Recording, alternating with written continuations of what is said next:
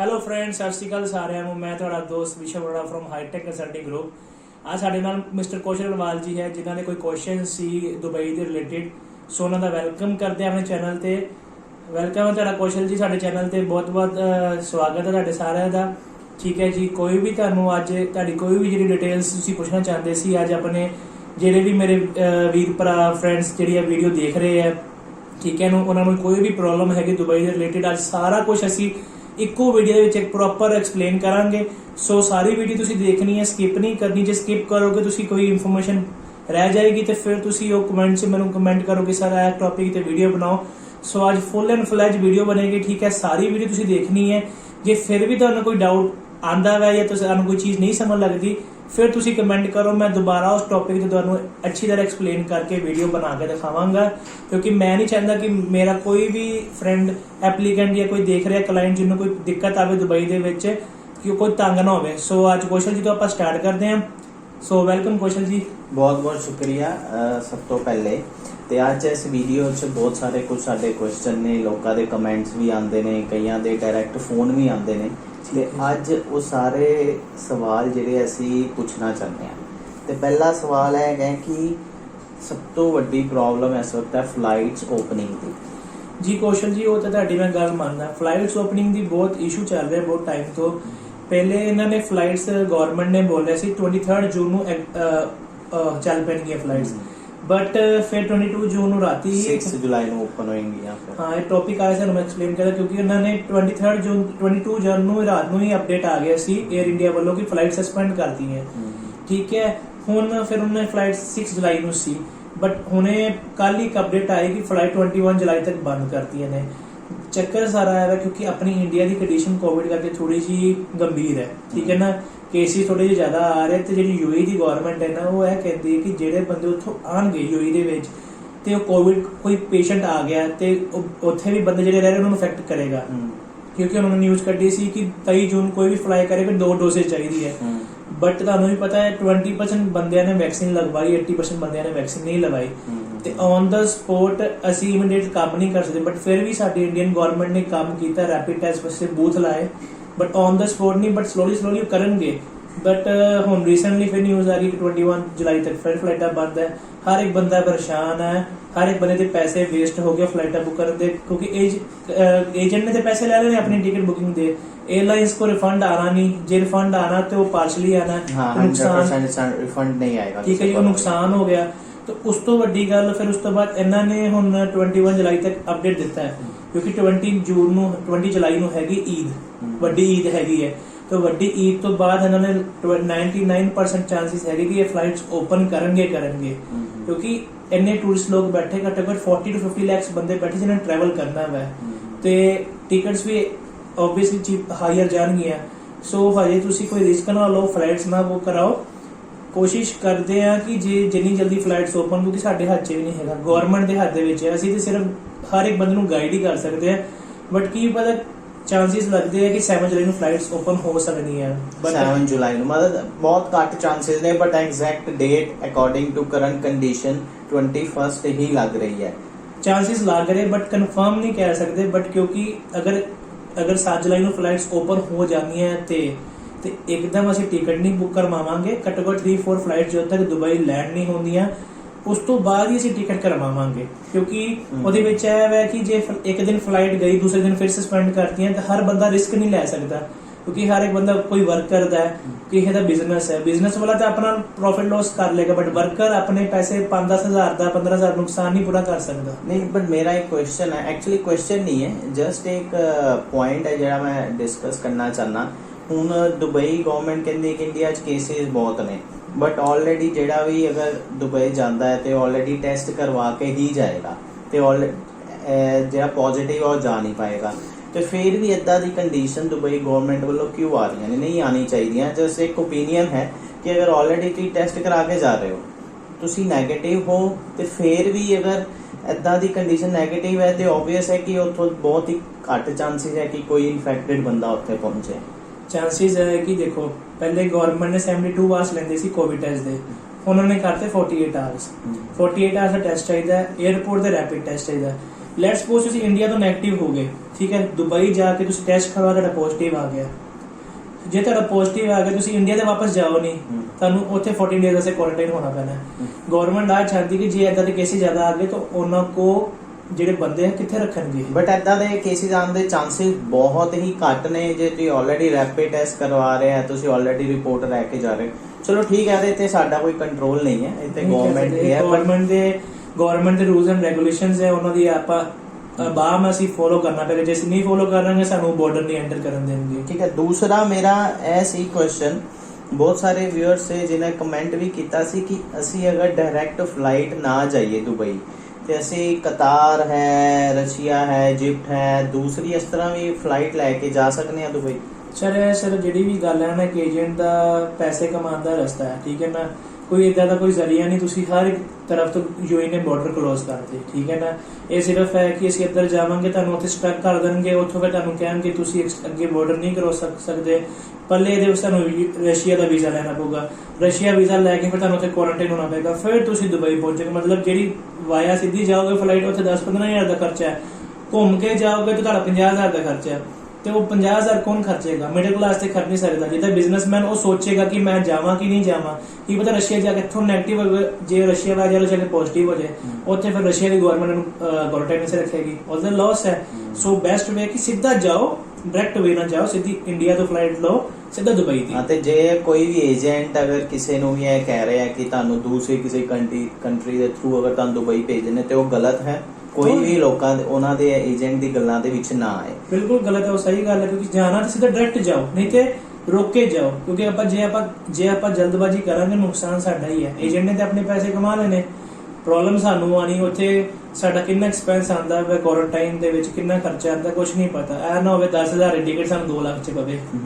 ਤੇ it mean current news ਦੇ according Dubai ਨੇ ਯੂਏ ਗਵਰਨਮੈਂਟ ਨੇ 14 ਕੰਟਰੀਜ਼ ਦੀ ਫਲਾਈਟਾਂ ਹਾਲੇ ਬੰਦ ਕੀਤੀਆਂ। ਲੈਟਸ ਸੀ ਅੱਗੇ ਉਹ ਕਿਸ ਤਰ੍ਹਾਂ ਓਪਨ ਕਰਦੇ ਨੇ। ਹਾਲੇ ਤੇ ਫੁੱਲ ਚਾਂਸ ਲੱਗ ਰਿਹਾ ਕਿ 21 ਨੂੰ ਸਾਰੀ ਫਲਾਈਟਾਂ ਓਪਨ ਹੋ ਸਕਦੀਆਂ। ਇੰਡੀਆ ਦੇ ਨਾਲ ਹੀ ਸਾਰੀ ਓਪਨ ਹੋਣੀ ਹੈ। ਜੇ ਇੰਡੀਆ ਦੀ ਓਪਨ ਹੋਏਗੀ, ਪਾਕਿਸਤਾਨ ਵੀ ਓਪਨ ਹੋਏਗਾ, ਬਾਂਗਲਾਦੇਸ਼, ਨੇਪਾਲ, ਸ਼੍ਰੀਲੰਕਾ, ਸਾਰੇ ਇੰਡੀਆ ਗਵਰਨਮੈਂਟ ਦੇ ਨਾਲ ਹੀ। ਜੇ ਅਗਰ ਇੰਡੀਆ ਦੀ ਫਲਾਈਟਸ ਓਪਨ ਹੈ ਤਾਂ ਆਲ ਓਵਰ ਸਾਰੀ ਫਲਾਈਟਸ ਓਪਨ ਕਰਨੀ ਹੈ। ਇਹ ਸਿਰਫ ਇੰਡੀਆ ਦੇ ਨਾਲ ਹੀ ਕਮਾਂਡ ਚੱਲਣੀ ਹੈ ਸਾਰੀ ਫਲਾਈਟਸ ਦੀ, ਕਿਉਂਕਿ ਉਹ ਇੰਡੀਆ ਵਾਲਾ ਹੀ ਏਰੀਆ ਹੈ ਤੇ ਉਹ ਸਾਰਾ ਉਹਦੇ ਅਕੋਰਡਿੰਗ ਹੀ ਓਪਨ ਹੋਏਗਾ। ਠੀਕ ਹੈ। ਅਗਰ ਤੀਸਰਾ ਕੁਐਸਚਨ, ਇੱਕ ਜਸਟ ਬਹੁਤ ਜ਼ਿਆਦਾ ਚਾਂਸਸ ਹੈ ਕਿ 21 ਨੂੰ ਫਲਾਈਟਸ ਓਪਨ ਹੋ ਜਾਣ, ਬਟ ਤੀਸਰਾ ਕੁਐਸਚਨ ਇਹ ਆਉਂਦਾ ਹੈ ਕਿ ਅਗਰ ਨਹੀਂ ਹੋਈ ਤੇ ਉਹ ਤੇ ਕਿਸ ਤਰ੍ਹਾਂ ਪ੍ਰੋਸੀਡ ਕਰਨਾ ਹੈ। ਕਿਉਂਕਿ ਕੁਝ ਕੁਐਸਚਨ ਇਹਦੇ ਨਾਲ ਨਹੀਂ ਰਿਲੇਟਡ ਨੇ। ਕਈਆਂ ਦੇ ਵੀਜ਼ਾ ਜਿਹੜੇ ਨੇ ਆਲਰੇਡੀ ਜੋ ਹੈ ਉਹ ਐਕਸਪਾਇਰ ਹੋਣ ਵਾਲੇ ਹੋਣੇ ਆ, 20 ਨੂੰ ਵੀ, 25 ਨੂੰ ਵੀ, 30 ਨੂੰ ਵੀ, ਤੇ ਉਹਨਾਂ ਨੂੰ ਉੱਥੇ ਜਾਏਂਗੇ ਵੀ, ਰਹੇਂਗੇ ਵੀ, ਥੋੜਾ ਜਿਹਾ ਟਾਈਮ ਵੀ ਲੱਗੇਗਾ ਅਪਲਾਈ ਕਰਨ ਵਾਸਤੇ। ਕੁਝ ਹੋਰ ਵੀ ਜੋ ਫਾਰਮੈਲਿਟੀਜ਼ ਹੈ ਗਵਰਨਮੈਂਟ ਦੀ ਉਹ ਕरेंगे ਕੰਪਲੀਟ। ਤੇ ਇਸ ਨੂੰ ਕਿਸ ਤਰ੍ਹਾਂ ਹੈਂਡਲ ਕੀਤਾ ਜਾ ਸਕਦਾ? ਦੇਖੋ, ਗਵਰਨਮੈਂਟ ਦੇ ਕੁਝ ਕੇਸਿਸ ਸੀ ਜਿਹਨਾਂ ਦਾ ਵੀਜ਼ਾ ਐਕਸਪਾਇਰ ਹੋ ਰਿਹਾ ਸੀ। ਗਵਰਨਮੈਂਟ ਨੇ 1 ਮਹੀਨੇ ਦੀ ਐਕਸਟੈਂਸ਼ਨ ਦਿੱਤੀ ਹੈ ਕਿ 1 ਮਹੀਨੇ ਦੀ ਐਕਸਟੈਂਸ਼ਨ ਦੇਤੀ। ਜੇ ਇਹਦਾ ਵੀਜ਼ਾ ਐਕਸਪਾਇਰ ਹੋ ਰਿਹਾ, ਤੁਸੀਂ ਆਪਣੇ ਆਨਲਾਈਨ ਡਾਕੂਮੈਂਟ ਸਬਮਿਟ ਕਰੋ, ਸੋ ਤੁਹਾਨੂੰ 1 ਮੰਥ ਗ੍ਰੇਸ ਪੀਰੀਅਡ ਦਿੱਤਾ ਜਾਵੇਗਾ। ਕਿਉਂਕਿ ਗਵਰਨਮੈਂਟ ਵੀ ਸਮਝਦੀ ਹੈ ਵਰਲਡ ਵਾਈਡ ਪ੍ਰੋਬਲਮ ਹੈ। ਸੋ ਗਵਰਨਮੈਂਟ ਵੀ ਸਮਝ, ਜੇ ਬੰਦਾ ਸਟਕ ਹੋ ਗਿਆ ਇੰਡੀਆ ਦੇ ਵਿੱਚ, ਇਸ ਕਰਕੇ ਵੈਬਸਾਈਟ ਦਾ ਲਿੰਕ ਮੈਂ ਸ਼ੇਅਰ ਕਰ ਦਾਂਗਾ ਜਿੱਥੇ ਗਵਰਨਮੈਂਟ ਨੇ ਕਿਹਾ ਹੈ ਕਿ ਤੁਸੀਂ ਇੱਕ ਆਪਣੇ ਡਾਕੂਮੈਂਟ ਜਿਹੜੇ ਰੈਜ਼ੀਡੈਂਸ ਵੀਜ਼ਾ ਵਾਲੇ ਆਪਣੇ ਡਾਕੂਮੈਂਟ ਸਬਮਿਟ ਕਰੋ, ਤੁਹਾਨੂੰ 1 ਮੰਥ ਦਾ ਗ੍ਰੇਸ ਪੀਰੀਅਡ ਦਿੱਤਾ ਜਾਊਗਾ। ਕਿਉਂਕਿ ਇਹ ਵਿਦਿਨ 99% ਕਿਹਾ ਜਾਂਦਾ 101% ਹੈ ਕਿ 20 ਜੁਲਾਈ ਤੋਂ 21 ਜੁਲਾਈ ਤੱਕ ਫਲਾਈਟਸ ਓਪਨ ਹੋਣਗੀਆਂ ਹੀ ਹੋਣਗੀਆਂ। ਕਿਉਂਕਿ ਵੱਡੀ ਈਦ ਤੋਂ ਬਾਅਦ ਗਵਰਨਮੈਂਟ ਨੇ ਓਪਨ ਕਰਨੀ, ਕਿਉਂਕਿ ਇਹ ਹੀ ਟਾਈਮ ਹੈ ਕਿ ਜਿਹੜੇ ਬੰਦੇ ਜੌਬ ਵਾਸਤੇ ਜਾਣਾ ਚਾਹੁੰਦੇ ਆ, 골ਡਨ ਚਾਂਸ ਹੈ। ਕਿਉਂਕਿ ਇਹਨਾਂ ਦੀ ਐਕਸਪੋ ਆ ਰਹੀ ਹੈ, ਪਿੱਛੇ ਐਕਸਪੋ ਆ ਰਹੀ ਸੀ 2020 ਦੇ ਵਿੱਚ, ਕੋਵਿਡ ਕਰਕੇ ਬੰਦ ਕਰਤੀ, ਬਹੁਤ ਲਾਸ ਹੋਇਆ ਕੰਟਰੀ ਦੇ ਵਿੱਚ। ਹੁਣ ਇਸ ਸਾਲ ਜਿਹੜੀ ਐਕਸਪੋ ਆ ਰਹੀ ਉਹ ਖਰਾਬ ਨਹੀਂ ਕਰਨਗੇ ਆਪਣੀ, ਸੋ ਉਹਨਾਂ ਨੂੰ ਓਪਨ ਕਰਨੀ ਹੀ ਪਏਗੀ ਫਲਾਈਟਸ ਕਿਸੇ ਵੀ ਹਾਲਤ ਦੇ ਵਿੱਚ। ਓਕੇ। ਤੇ ਵੀਅਰਸ ਨੂੰ ਇੱਕ ਕੁਐਸਚਨ ਆਪਾਂ ਦੱਸ ਦਈਏ ਕਿ ਜਿਨ੍ਹਾਂ ਦੇ ਵੀਜ਼ਾ ਖਤਮ ਹੋਣ ਵਾਲੇ ਨੇ ਉਹਨਾਂ ਨੂੰ ਗਵਰਨਮੈਂਟ ਵੱਲੋਂ ਆਲਰੇਡੀ ਇਨਫੋਰਮ ਕਰ ਦਿੱਤਾ ਗਿਆ ਹੈ ਸਾਰਿਆਂ ਨੂੰ ਕਿ ਉਹ 1 ਮਹੀਨੇ ਲਈ ਐਕਸਟੈਂਡ ਹੋ ਗਿਆ ਹੈ। ਤੇ ਅਦੇ ਤੇ ਅਗਰ ਕਿਸੇ ਨੂੰ ਵੀ ਕੋਈ ਚਿੰਤਾ ਕਰ ਰਿਹਾ ਹੈ ਤਾਂ ਉਹਨੂੰ ਚਿੰਤਾ ਕਰਨ ਦੀ ਲੋੜ ਨਹੀਂ। ਆਪਾਂ ਡਿਸਕ੍ਰਿਪਸ਼ਨ ਵਿੱਚ ਵੀ ਲਿੰਕ ਪੋਸਟ ਕਰ ਦਾਂਗੇ ਕਿ 1 ਮਹੀਨੇ ਲਈ ਉਹ ਪ੍ਰੋਸੈਸ ਜਿਹੜਾ ਐਕਸਟੈਂਡ ਹੋ ਗਿਆ ਤੇ ਉਹ ਉੱਥੇ ਜਾ ਕੇ ਆਪਣਾ ਅੱਗੇ ਸਟਾਰਟ ਕਰ ਸਕਦੇ ਨੇ। ਤੇ ਇੱਕ ਤੇ ਦੂਸਰਾ ਹੈ ਕਿ ਕਈਆਂ ਕੋਲ ਟੂਰਿਸਟ ਵੀਜ਼ਾ ਵੀ ਹੈ। ਇੱਕ ਤੇ ਤੁਸੀਂ ਰੈਜ਼ੀਡੈਂਟ ਵੀਜ਼ਾ ਦੀ ਗੱਲ ਕੀਤੀ ਹੈ, ਕਈਆਂ ਕੋਲ ਟੂਰਿਸਟ ਵੀਜ਼ਾ ਹੈ, ਕੁਝ ਜਾਣਾ ਚਾਹੁੰਦੇ ਸੀ, ਪਲਾਨ ਬਣਾ ਰਹੇ ਸੀ 7 ਨੂੰ ਜਾਣ ਦਾ, ਤੇ ਟੂਰਿਸਟ ਵੀਜ਼ਾ 1 ਮੰਥ ਜਾਂ 3 ਮੰਥ ਦਾ ਹੋਏਗਾ ਲੋਕਾਂ ਕੋਲ, ਤੇ ਜਿਹਦਾ 1 ਮੰਥ ਦਾ ਹੈ ਉਹ ਤੇ ਆਲਮੋਸਟ ਐਂਡ ਹੀ ਹੋ ਜਾਏਗਾ, ਤੇ ਉਹ ਕਿਸ ਤਰ੍ਹਾਂ ਪ੍ਰੋਸੀਡ ਕਰਾਂ? ਉਹਦੇ 'ਚ ਸਰ ਅਜੇ ਗਵਰਨਮੈਂਟ ਨੇ ਕੋਈ ਅਪਡੇਟ ਨਹੀਂ ਦਿੱਤਾ, ਬਟ ਇਹ ਹੈ ਕਿ ਗਵਰਨਮੈਂਟ ਅਗਰ ਉਹਨਾਂ ਨੂੰ ਚਾਂਸ ਦੇ ਰਹੀ ਰੈਜ਼ੀਡੈਂਸ ਵੀਜ਼ਾ ਦਾ, ਜਿਨ੍ਹਾਂ ਨੇ ਪੈਸੇ ਐਕਸਪੈਂਡ ਕੀਤੇ ਹੋਏ ਆਪਣੇ, ਠੀਕ ਹੈ ਨਾ, ਟੂਰਿਸਟ ਵੀਜ਼ਾ, ਉਹਨਾਂ ਵਾਸਤੇ ਵੀ ਅਪਡੇਟਸ ਆਏਗੀ। ਬਟ ਹਜੇ ਕੋਈ ਅਪਡੇਟ ਨਹੀਂ ਹੈ। ਜਿੱਦਾਂ ਅਪਡੇਟ ਆਏਗੀ ਉਹਦੇ ਵਾਸਤੇ ਵੀ ਇੱਕ ਵੀਡੀਓ ਬਣਾ ਕੇ ਅਸੀਂ ਆਪਣੇ ਜਿਹੜੇ ਕਲਾਇੰਟਸ ਉਹਨਾਂ ਨੂੰ ਸ਼ੇਅਰ ਕਰਾਂਗੇ। ਬਟ ਇਹ ਹੈ ਕਿ ਉਹਨਾਂ ਦਾ ਵੀ ਡਿਸੀਜਨ ਚੱਲ ਰਿਹਾ ਕਿ ਗਵਰਨਮੈਂਟ ਉਹਨਾਂ ਨੂੰ ਵੀ ਗ੍ਰੇਸ ਪੀਰੀਅਡ ਦੇਗੀ, ਕਿਉਂਕਿ ਉਹਨਾਂ ਨੇ ਵੀ ਪੈਸੇ ਸਪੈਂਡ ਕੀਤੇ ਹੈ ਤੇ ਗਵਰਨਮੈਂਟ ਪੈਸੇ ਜ਼ਾਇਆ ਨਹੀਂ ਕਰਨ ਦੇਗੀ। ਬਟ ਉਹਨਾਂ ਦਾ ਵੀ ਟਾਈਮ ਆਏਗਾ। ਦੇਖੋ ਕੁਛ ਨਾ ਕੁਛ ਡੇਲੀ, ਕਿਉਂਕਿ ਡੇ ਬਾਈ ਡੇ ਆਫਟਰ 2-3 ਆਵਰਸ ਬਾਅਦ ਗਵਰਨਮੈਂਟ ਆਪਣੇ ਚੇਂजेस ਕਰਦੀ ਹੈ, ਰੂਲਸ ਵਗੈਰਾ ਤੇ ਚੇਂजेस ਆ ਰਹੇ, ਫ੍ਰੀਕੁਐਂਟ ਚੇਂजेस ਆ ਰਹੇ ਨੇ ਰੂਲਸ ਦੇ। ਕਿਉਂਕਿ ਅਸੀਂ ਇਦਾਂ ਨਹੀਂ ਕਹਿ ਸਕਦੇ ਕਿ ਜਿਹਨੇ ਟੂਰਿਸਟ ਵੀਜ਼ਾ ਦਾ ਉਹਦੇ ਵਾਸਤੇ ਚੇਂजेस ਨਹੀਂ ਆਏ, ਉਹਨਾਂ ਵਾਸਤੇ ਵੀ ਚੇਂजेस ਆਣਗੇ। ਬਟ ਹਜੇ ਉਹ ਰੈਜ਼ੀਡੈਂਸ ਵੀਜ਼ਾ ਜ਼ਿਆਦਾ ਫੋਕਸ ਕਰ ਰਹੇ, ਫਲਾਈਟਸ ਜ਼ਿਆਦਾ ਫੋਕਸ ਕਰ ਰਹੇ। ਜਿਨ੍ਹਾਂ ਦਾ ਵੀਜ਼ਾ, ਜਿਨ੍ਹਾਂ ਨੇ ਅਪਲਾਈ ਕੀਤਾ ਸੀ, ਜਿਹੜੇ ਨਹੀਂ ਜਾ ਪਾਏ, ਉਹਨਾਂ ਵਾਸਤੇ ਵੀ ਕੁਝ ਗਵਰਨਮੈਂਟ ਸੋਚੇਗੀ ਕਿ ਗਵਰਨਮੈਂਟ ਨੇ ਐਟਲੀਸਟ ਇੱਕ ਐਪਲੀਕੈਂਟ ਦੇ ਪੈਸੇ ਗਵਰਨਮੈਂਟ ਨੇ ਐਪਲੀਕੈਂਟ ਨੇ ਗਵਰਨਮੈਂਟ ਨੂੰ ਪੇ ਕੀਤੇ ਆ। ਤੇ ਇਦਾਂ ਦੇ ਹਜ਼ਾਰਾਂ ਬੰਦਿਆਂ ਨੇ ਪੇ ਕੀਤੇ ਹੋਣਗੇ ਤੇ ਹਜ਼ਾਰਾਂ ਬੰਦੇ ਤਾਂ ਗਵਰਨਮੈਂਟ ਲਾਸ ਨਹੀਂ ਕਰ ਸਕਦੀ ਨਾ। ਕੁਛ ਨਾ ਕੁਛ ਉਹਨਾਂ ਵਾਸਤੇ ਵੀ ਸੋਚੇਗੀ। ਇਸ ਕਰਕੇ ਇਸ ਟੌਪਿਕ ਤੇ ਅਸੀਂ ਜ਼ਿਆਦਾ ਗੱਲ ਨਹੀਂ ਕਰ ਸਕਦੇ, ਕਿਉਂਕਿ ਐਸੇ ਕੋਈ ਅਪਡੇਟ ਨਹੀਂ ਹੈ ਗਵਰਨਮੈਂਟ ਨੂੰ। ਜਿੱਦਾਂ ਅਪਡੇਟ ਆਏਗਾ ਮੈਂ ਉਸੇ ਟਾਈਮ ਹੀ ਵਿਦਿਨ ਉਸ ਡਿਊਰੇਸ਼ਨ ਦੇ ਵਿੱਚ ਹੀ ਵੀਡੀਓ ਅਪਲੋਡ ਕਰ ਦਾਂਗੇ। ਸਾਰੇ ਜਿੰਨੇ ਵੀ ਟੂਰਿਸਟ ਵੀਜ਼ਾ ਵਾਲੇ ਉਹਨਾਂ ਨੂੰ ਪਤਾ ਲੱਗ ਜਾਏ ਕਿ ਕੀ ਅਪਡੇਟ ਸਾਡੇ ਵਾਸਤੇ ਆਇਆ ਹੈ। ਤੇ ਸਾਰੇ ਵਿਊਅਰਸ ਨੂੰ ਜਦ ਵੀ ਇਹਦੇ ਬਾਰੇ ਕੋਈ ਅਪਡੇਟ ਆਏਗਾ ਤੁਸੀਂ ਉਸੇ ਵੇਲੇ ਵੀਡੀਓ ਪੋਸਟ ਕਰ ਦੋਗੇ। ਸਾਰੇ ਵਿਊਅਰਸ ਨੂੰ ਇਹ ਰਿਕੁਐਸਟ ਹੈ, ਤੁਸੀਂ ਚੈਨਲ ਨੂੰ ਸਬਸਕ੍ਰਾਈਬ ਕਰ ਲਓ, ਬੈਲ ਆਈਕਨ ਨੂੰ ਪ੍ਰੈਸ ਕਰ ਦਿਓ ਤਾਂ ਕਿ ਕੋਈ ਵੀ ਵੀਡੀਓ ਜਦੋਂ ਆਏਗੀ ਤੁਹਾਨੂੰ ਤੇ ਉਹਦੇ ਬਾਰੇ ਤੁਹਾਨੂੰ ਸਭ ਤੋਂ ਪਹਿਲੇ ਨੋਟੀਫਿਕੇਸ਼ਨ ਮਿਲ ਸਕੇ। ਤੇ ਇਸੇ ਤਰ੍ਹਾਂ ਤੇ ਆਪਾਂ ਡਿਸਕਸ ਕੀਤਾ ਕਿ ਟੂਰਿਸਟ ਵੀਜ਼ਾ ਜਿਨ੍ਹਾਂ ਦਾ 1 ਮੰਥ ਹੈ, 3 ਮੰਥ ਹੈ, ਉਹਦੇ ਤੇ ਵੀ ਕੁਝ ਅਪਡੇਸ਼ਨ ਆ ਸਕਦੀ ਹੈ, ਉਹ ਵੀ ਐਕਸਟੈਂਡ ਹੋ ਸਕਦਾ ਹੈ। ਅਗਰ ਬਾਈ ਚਾਂਸ ਉਹ ਐਕਸਟੈਂਡ ਨਹੀਂ ਹੁੰਦਾ ਤੇ ਉਹ ਟੋਟਲ ਲਾਸ ਹੈ ਜਿਨ੍ਹਾਂ ਨੇ ਆਲਰੇਡੀ ਵੀਜ਼ਾ ਦੀ ਫੀ ਪੇ ਕਰ ਦਿੱਤੀ ਹੈ। ਹੁਣ ਉਹ ਅੱਗੇ 21 ਜੁਲਾਈ ਦੇ ਅਕੋਰਡਿੰਗ ਫੀਸ ਨਾ ਪੇ ਕਰਨ। ਉਹਨਾਂ ਵਾਸਤੇ ਇਹੀ ਰਿਕੁਐਸਟ ਹੈ ਕਿ ਉਹ ਨਾ ਪੇ ਕਰਨ। ਉਹ ਜਦੋਂ ਫਲਾਈਟਸ ਖੁੱਲਣ ਉਹ ਤਦ ਹੀ ਟੂਰਿਸਟ ਵੀਜ਼ਾ ਲਈ ਅਪਲਾਈ ਕਰਨ। ਠੀਕ ਹੈ। ਨੈਕਸਟ ਹੈ ਕਿ ਅਗਲਾ ਸਵਾਲ ਹੈ ਕਿ ਜਿਵੇਂ ਕੋਵਿਡ ਦਾ ਪੀਰੀਅਡ ਚੱਲਦਾ ਪਿਆ ਸੀ ਦੁਬਈ 'ਚ, ਆਪਾਂ ਬਹੁਤ ਸਾਰੀ ਵੀਡੀਓਜ਼ ਵੀ ਤੁਹਾਡੇ ਨਾਲ ਪਾਈਆਂ ਕਿ ਜੌਬਸ ਕਿਸ ਤਰ੍ਹਾਂ ਮਿਲੇਂਗੀ, ਕਿੰਨੀ ਸੈਲਰੀ ਹੈ। ਕੋਵਿਡ ਤੋਂ ਬਾਅਦ ਕਿੰਨਾ ਕੁ ਫਰਕ ਪਿਆ ਹੈ ਜੌਬਸ ਦੇ? ਕੁਝ ਪਿਆ ਹੈ, ਮਤਲਬ ਜਿਹੜੇ ਅਸੀਂ ਸਾਡੇ ਸਕਿਲਡ ਨੌਨ ਸਕਿਲਡ ਵਰਕਰ ਹੈ, ਕਿਹਨੂੰ ਜ਼ਿਆਦਾ ਇਫੈਕਟ ਪਿਆ ਹੈ? ਜੇ ਨਹੀਂ ਪਿਆ ਤੇ ਉਹ ਹਾਲੇ ਵੀ ਜੌਬ ਉਨੀਆਂ ਹੀ ਓਪਨ ਹੈ ਜਾਂ ਕੁਝ ਘੱਟ ਹੋਈਆਂ, ਉਹਦੇ ਬਾਰੇ ਥੋੜਾ ਹੋਰ ਦੱਸੋ ਤੁਸੀਂ। ਦੇਖੋ ਸਰ, ਕੋਵਿਡ ਕਰਕੇ ਹਰ ਇੱਕ ਕੰਪਨੀ ਦੇ ਵਿੱਚ ਕੰਮ ਕਰਨ ਕਰਕੇ ਸਟਾਫ ਘਟਿਆ, ਠੀਕ ਹੈ। ਕੁਝ ਕਿਸੇ ਟਾਈਮ ਤੇ ਉਹਨਾਂ ਨੇ ਹਾਫ ਸਰਵਿਸ ਵੀ ਕਰਤੀਆਂ ਸੀ। ਬਟ ਹੁਣ ਕੁਝ 2-3 ਮਹੀਨੇ ਤੋਂ ਫਲਾਈਟਸ ਬੰਦ ਹੈ। ਜਿਹੜੇ ਇੰਡੀਆ ਆ ਚੁੱਕੇ ਸੀ ਉਹ ਜਾ ਨਹੀਂ ਸਕਦੇ ਤੇ ਕੰਪਨੀ ਨੂੰ ਵਰਕਰਸ ਦੀ ਲੋੜ ਹੈ, ਠੀਕ ਹੈ ਨਾ। ਸਕਿਲਡ ਵਰਕਰ ਹੈ ਕਿ ਅਨਸਕਿਲਡ ਵਰਕਰ, ਕਿਉਂਕਿ ਉੱਥੇ ਵੈਕੈਂਸੀਜ਼ ਹੁਣ ਜ਼ਿਆਦਾ ਨਿਕਲ ਰਹੀਆਂ, ਕਿਉਂਕਿ ਉਹਨਾਂ ਨੂੰ ਸਟਾਫ ਦੀ ਜ਼ਰੂਰਤ ਹੈ। ਕਿਉਂਕਿ 50-60% ਤੇ ਉੱਥੋਂ ਬੰਦਾ ਇੱਥੇ ਆ ਚੁੱਕਿਆ ਵਾ ਇੰਡੀਆ ਦੇ ਵਿੱਚ, ਜਾਂ ਪਾਕਿਸਤਾਨ ਚਲ ਗਿਆ, ਕੋਈ ਸ਼੍ਰੀਲੰਕਾ ਚਲ ਗਿਆ, ਨੇਪਾਲ ਚਲ ਗਿਆ, ਤੇ ਕੰਪਨੀਆਂ ਨੂੰ ਸਟਾਫ ਚਾਹੀਦਾ ਕੰਮ ਵਾਸਤੇ। ਸੋ ਉਹਨਾਂ ਵਾਸਤੇ ਗੋਲਡਨ ਚਾਂਸ, ਜਿਹੜੇ ਬੰਦੇ ਵੀਜ਼ਾ ਲਵਾ ਟੂਰਿਸਟ ਵੀਜ਼ਾ ਲੈ ਕੇ ਜੌਬ ਕਰਨਾ ਚਾਹੁੰਦੇ ਹੋ, ਉਹਨਾਂ ਵਾਸਤੇ ਤੇ ਜਾ ਕੇ ਬਹੁਤ ਅੱਛੀ ਓਪਰਚੁਨਿਟੀ, ਉਹ ਕੰਮ ਕਰ ਸਕਦੇ ਕਿਉਂਕਿ ਕੰਪਨੀਆਂ ਹਾਇਰ ਕਰ ਰਹੀਆਂ। ਬੇਸ਼ੱਕ ਉਹ ਮੇਲ ਹੈ ਕਿ ਫੀਮੇਲ ਹੈ, ਜਾਂ ਕਲੀਨਰ ਹੈ ਕਿ ਆਪਰੇਸ਼ਨ ਮੈਨੇਜਰ ਹੈ, ਹਰ ਬੰਦੇ ਵਾਸਤੇ ਵੈਕੈਂਸੀ ਹੈ, ਡਿਪੈਂਡ ਕਰਦਾ ਸਕਿੱਲਸ ਦੇ ਉੱਤੇ। ਸੋ ਮੇਰੇ ਅਕੋਰਡਿੰਗ ਇਹੀ ਚੀਜ਼ ਆਈਦੀ ਕਿ ਜੇ ਬੰਦਾ ਕੋਈ ਜੌਬ ਦੀ ਪਲੈਨਿੰਗ ਕਰ ਰਿਹਾ ਦੁਬਈ ਜਾਣ ਵਾਸਤੇ, ਕਿਉਂਕਿ ਇੰਡੀਆ ਦੇ ਵਿੱਚ ਸਿਚੁਏਸ਼ਨ ਹੈ ਕਿ ਬੰਦਾ ਇੱਥੇ ਇੱਕ ਜੌਬ ਫੈਸਿਲਿਟੀਜ਼ ਘੱਟ ਹੈ, ਠੀਕ ਹੈ। ਜਿਹੜੇ ਪੁਰਾਣੇ ਜੌਬ ਤੇ ਲੱਗੇ ਉਹਨਾਂ ਨੂੰ ਸੈਲਰੀ ਕੱਟ ਕੇ ਮਿਲ ਰਹੀ ਹਜੇ ਤੱਕ ਵੀ ਕੰਪਨੀ को ਸਫੀਸ਼ੀਐਂਟ ਫੰਡਸ ਨਹੀਂ ਆ ਰਹੇ ਕਿਉਂਕਿ ਮਾਰਕੀਟ 'ਚ ਸੇਲ ਨਹੀਂ ਨਿਕਲ ਰਹੀ। ਸੋ ਬੈਸਟ ਆਪਸ਼ਨ ਹੈ ਕਿ ਅਗਰ ਕੋਈ ਬੰਦਾ ਸੋਚ ਰਿਹਾ ਹੈ, ਸੋ ਗੋਲਡਨ ਚਾਂਸ ਹੈ ਜੁਲਾਈ ਦੇ ਵਿੱਚ ਆਪਣਾ, ਜੂਨ ਜੁਲਾਈ ਤੱਕ ਕੋਈ 1 ਮਹੀਨਾ ਸੋਚੋ, ਪਲਾਨ ਬਣਾਓ, ਠੀਕ ਹੈ। ਜੇ ਕਿਸੇ ਨੇ ਦੁਬਈ ਜਾਣਾ ਸਾਡੇ ਨਾਲ ਕੰਟੈਕਟ ਕਰ ਸਕਦਾ ਹੈ। ਸਾਡੇ ਕੋਲ ਬਹੁਤ ਤਰ੍ਹਾਂ ਦੀ ਵੈਕੈਂਸੀਜ਼ ਆਉਂਦੀਆਂ, ਠੀਕ ਹੈ ਨਾ, ਡੇਲੀ ਅਪਡੇਟਸ ਆਉਂਦੇ ਆ, ਠੀਕ ਹੈ ਨਾ। ਜੇ ਕਿਸੇ ਨੇ ਮੇਰੇ ਨਾਲ ਗੱਲ ਕਰਨੀ ਹੈ ਮੈਂ WhatsApp ਨੰਬਰ ਪਾ ਦਾਂਗਾ, ਠੀਕ ਹੈ, ਤੁਸੀਂ ਮੈਨੂੰ ਕਾਲ ਕਰ ਸਕਦੇ ਹੋ। ਸੋ ਕੋਈ ਵੀ ਇਹਦੇ ਵਾਸਤੇ ਫਰਦਰ ਡਿਟੇਲ ਹੋਵੇ ਤੁਸੀਂ ਮੈਨੂੰ ਕੋਲ ਲੈ ਸਕਦੇ ਹੋ। ਕੋਈ ਇਹਦੇ ਵਿੱਚ ਸ਼ਰਮ ਵਾਲੀ ਗੱਲ ਨਹੀਂ ਕਿ ਸਾਨੂੰ ਅਸੀਂ ਕਾਲ ਕਰਾਂਗੇ ਸਾਨੂੰ ਕਿੱਦਾਂ ਫੀਲ ਹੋਗਾ, ਕੁਝ ਨਹੀਂ। ਫ੍ਰੀਲੀ ਫੋਨ ਕਰੋ, ਹਰ ਇੱਕ ਚੀਜ਼ ਐਕਸਪਲੇਨ ਕੀਤੀ ਜਾਏਗੀ। ਅਸੀਂ ਆਫਿਸ ਕਿਸ ਵਾਸਤੇ ਖੋਲੇ ਆ ਕਿ ਜਿਹੜੇ ਬੰਦਿਆਂ ਨੂੰ ਨੌਲੇਜ ਨਹੀਂ ਹੈਗੀ ਉਹਨਾਂ ਨੂੰ ਪ੍ਰੋਪਰ ਅਸੀਂ ਐਕਸਪਲੇਨ ਕਰ ਸਕੀਏ।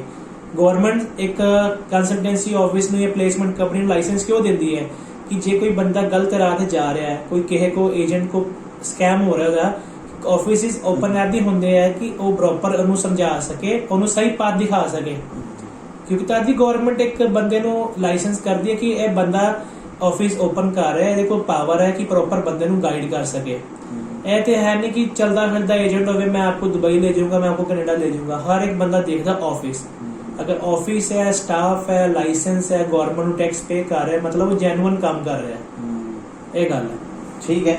ਤੇ ਇਸ ਸਵਾਲ ਦਾ ਵੀ ਜਵਾਬ ਸਾਨੂੰ ਮਿਲ ਗਿਆ ਕਿ ਜੌਬਸ ਦਾ ਕੋਈ ਜ਼ਿਆਦਾ ਇਫੈਕਟ ਨਹੀਂ ਪਿਆ। ਕਈ ਬੰਦੇ ਵਾਪਸ ਚਲੇ ਗਏ ਨੇ, ਉਹਨਾਂ ਦੀ ਵੀ ਜੋ ਪੋਜੀਸ਼ਨ ਆ ਉਹ ਵੀ ਵੈਕੈਂਟ ਹੋ ਗਈ ਹੈ ਤੇ ਲੋਕਾਂ ਨੂੰ ਜੌਬਸ ਦੀ ਜਿਹੜੀ ਅਵੇਲੇਬਿਲਿਟੀ ਹਾਲੇ ਵੀ ਉਨੀ ਹੈ। ਠੀਕ ਹੈ।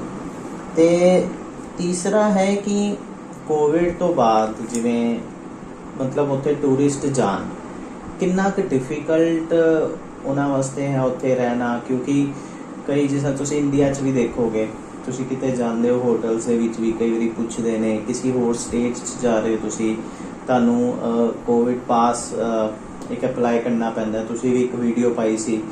ਤੇ ਇਸ ਤਰ੍ਹਾਂ ਹੁਣ ਅਗਰ ਕੋਈ ਦੁਬਈ ਜਾਂਦਾ ਹੈ, ਉਹਨਾਂ ਨੂੰ ਕੁਝ ਦਿਨ ਲਈ ਬਾਹਰ ਵੀ ਰਹਿਣਾ ਪੈ ਸਕਦਾ ਹੈ, ਟੂਰਿਸਟ ਵੀਜ਼ਾ, ਜਾਂ ਕੋਈ ਜੌਬ ਲਈ ਅਪਲਾਈ ਕਰਦਾ ਹੈ, ਉਹਨੂੰ ਵੀ ਕਿਸੇ ਦੇ ਨਾਲ ਰਹਿਣਾ ਪਏਗਾ ਜਾਂ ਕਿਸੇ ਹੋਰ ਲੋਕੇਸ਼ਨ ਤੇ ਮੂਵ ਵੀ ਕਰਨਾ ਪਏਗਾ, ਸ਼ਿਫਟ ਕਰਨਾ ਪਏਗਾ, ਕੋਈ ਇੰਟਰਵਿਊ ਵੀ ਜਾਏਗਾ।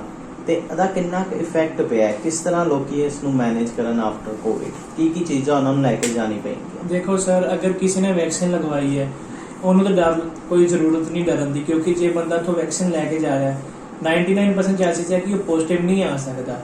ਜੇ ਬੰਦਾ ਕੋਈ ਵੈਕਸੀਨ ਨਹੀਂ ਲੈ ਰਿਹਾ, ਠੀਕ ਹੈ, ਆਪਣਾ ਪ੍ਰੋਪਰ ਆਪਣਾ ਪਰਹੇਜ਼ ਕਰ ਰਿਹਾ, ਪ੍ਰੋਪਰ ਆਪਣਾ PCR ਟੈਸਟ ਕਰਵਾਇਆ, ਦੁਬਈ ਜਾ ਕੇ ਉਹ ਟੈਸਟ ਕਰਵਾਉਂਦਾ, ਫਿਰ ਉਹਨੂੰ 24 ਆਵਰ ਵਾਸਤੇ ਕਮਰੇ 'ਚ ਮਤਲਬ ਇੱਕ ਰੂਮ ਲੈਣਾ ਪਏਗਾ ਜਦੋਂ ਤੱਕ ਉਹਦਾ ਰਿਜ਼ਲਟ ਨਹੀਂ ਆਉਂਦਾ।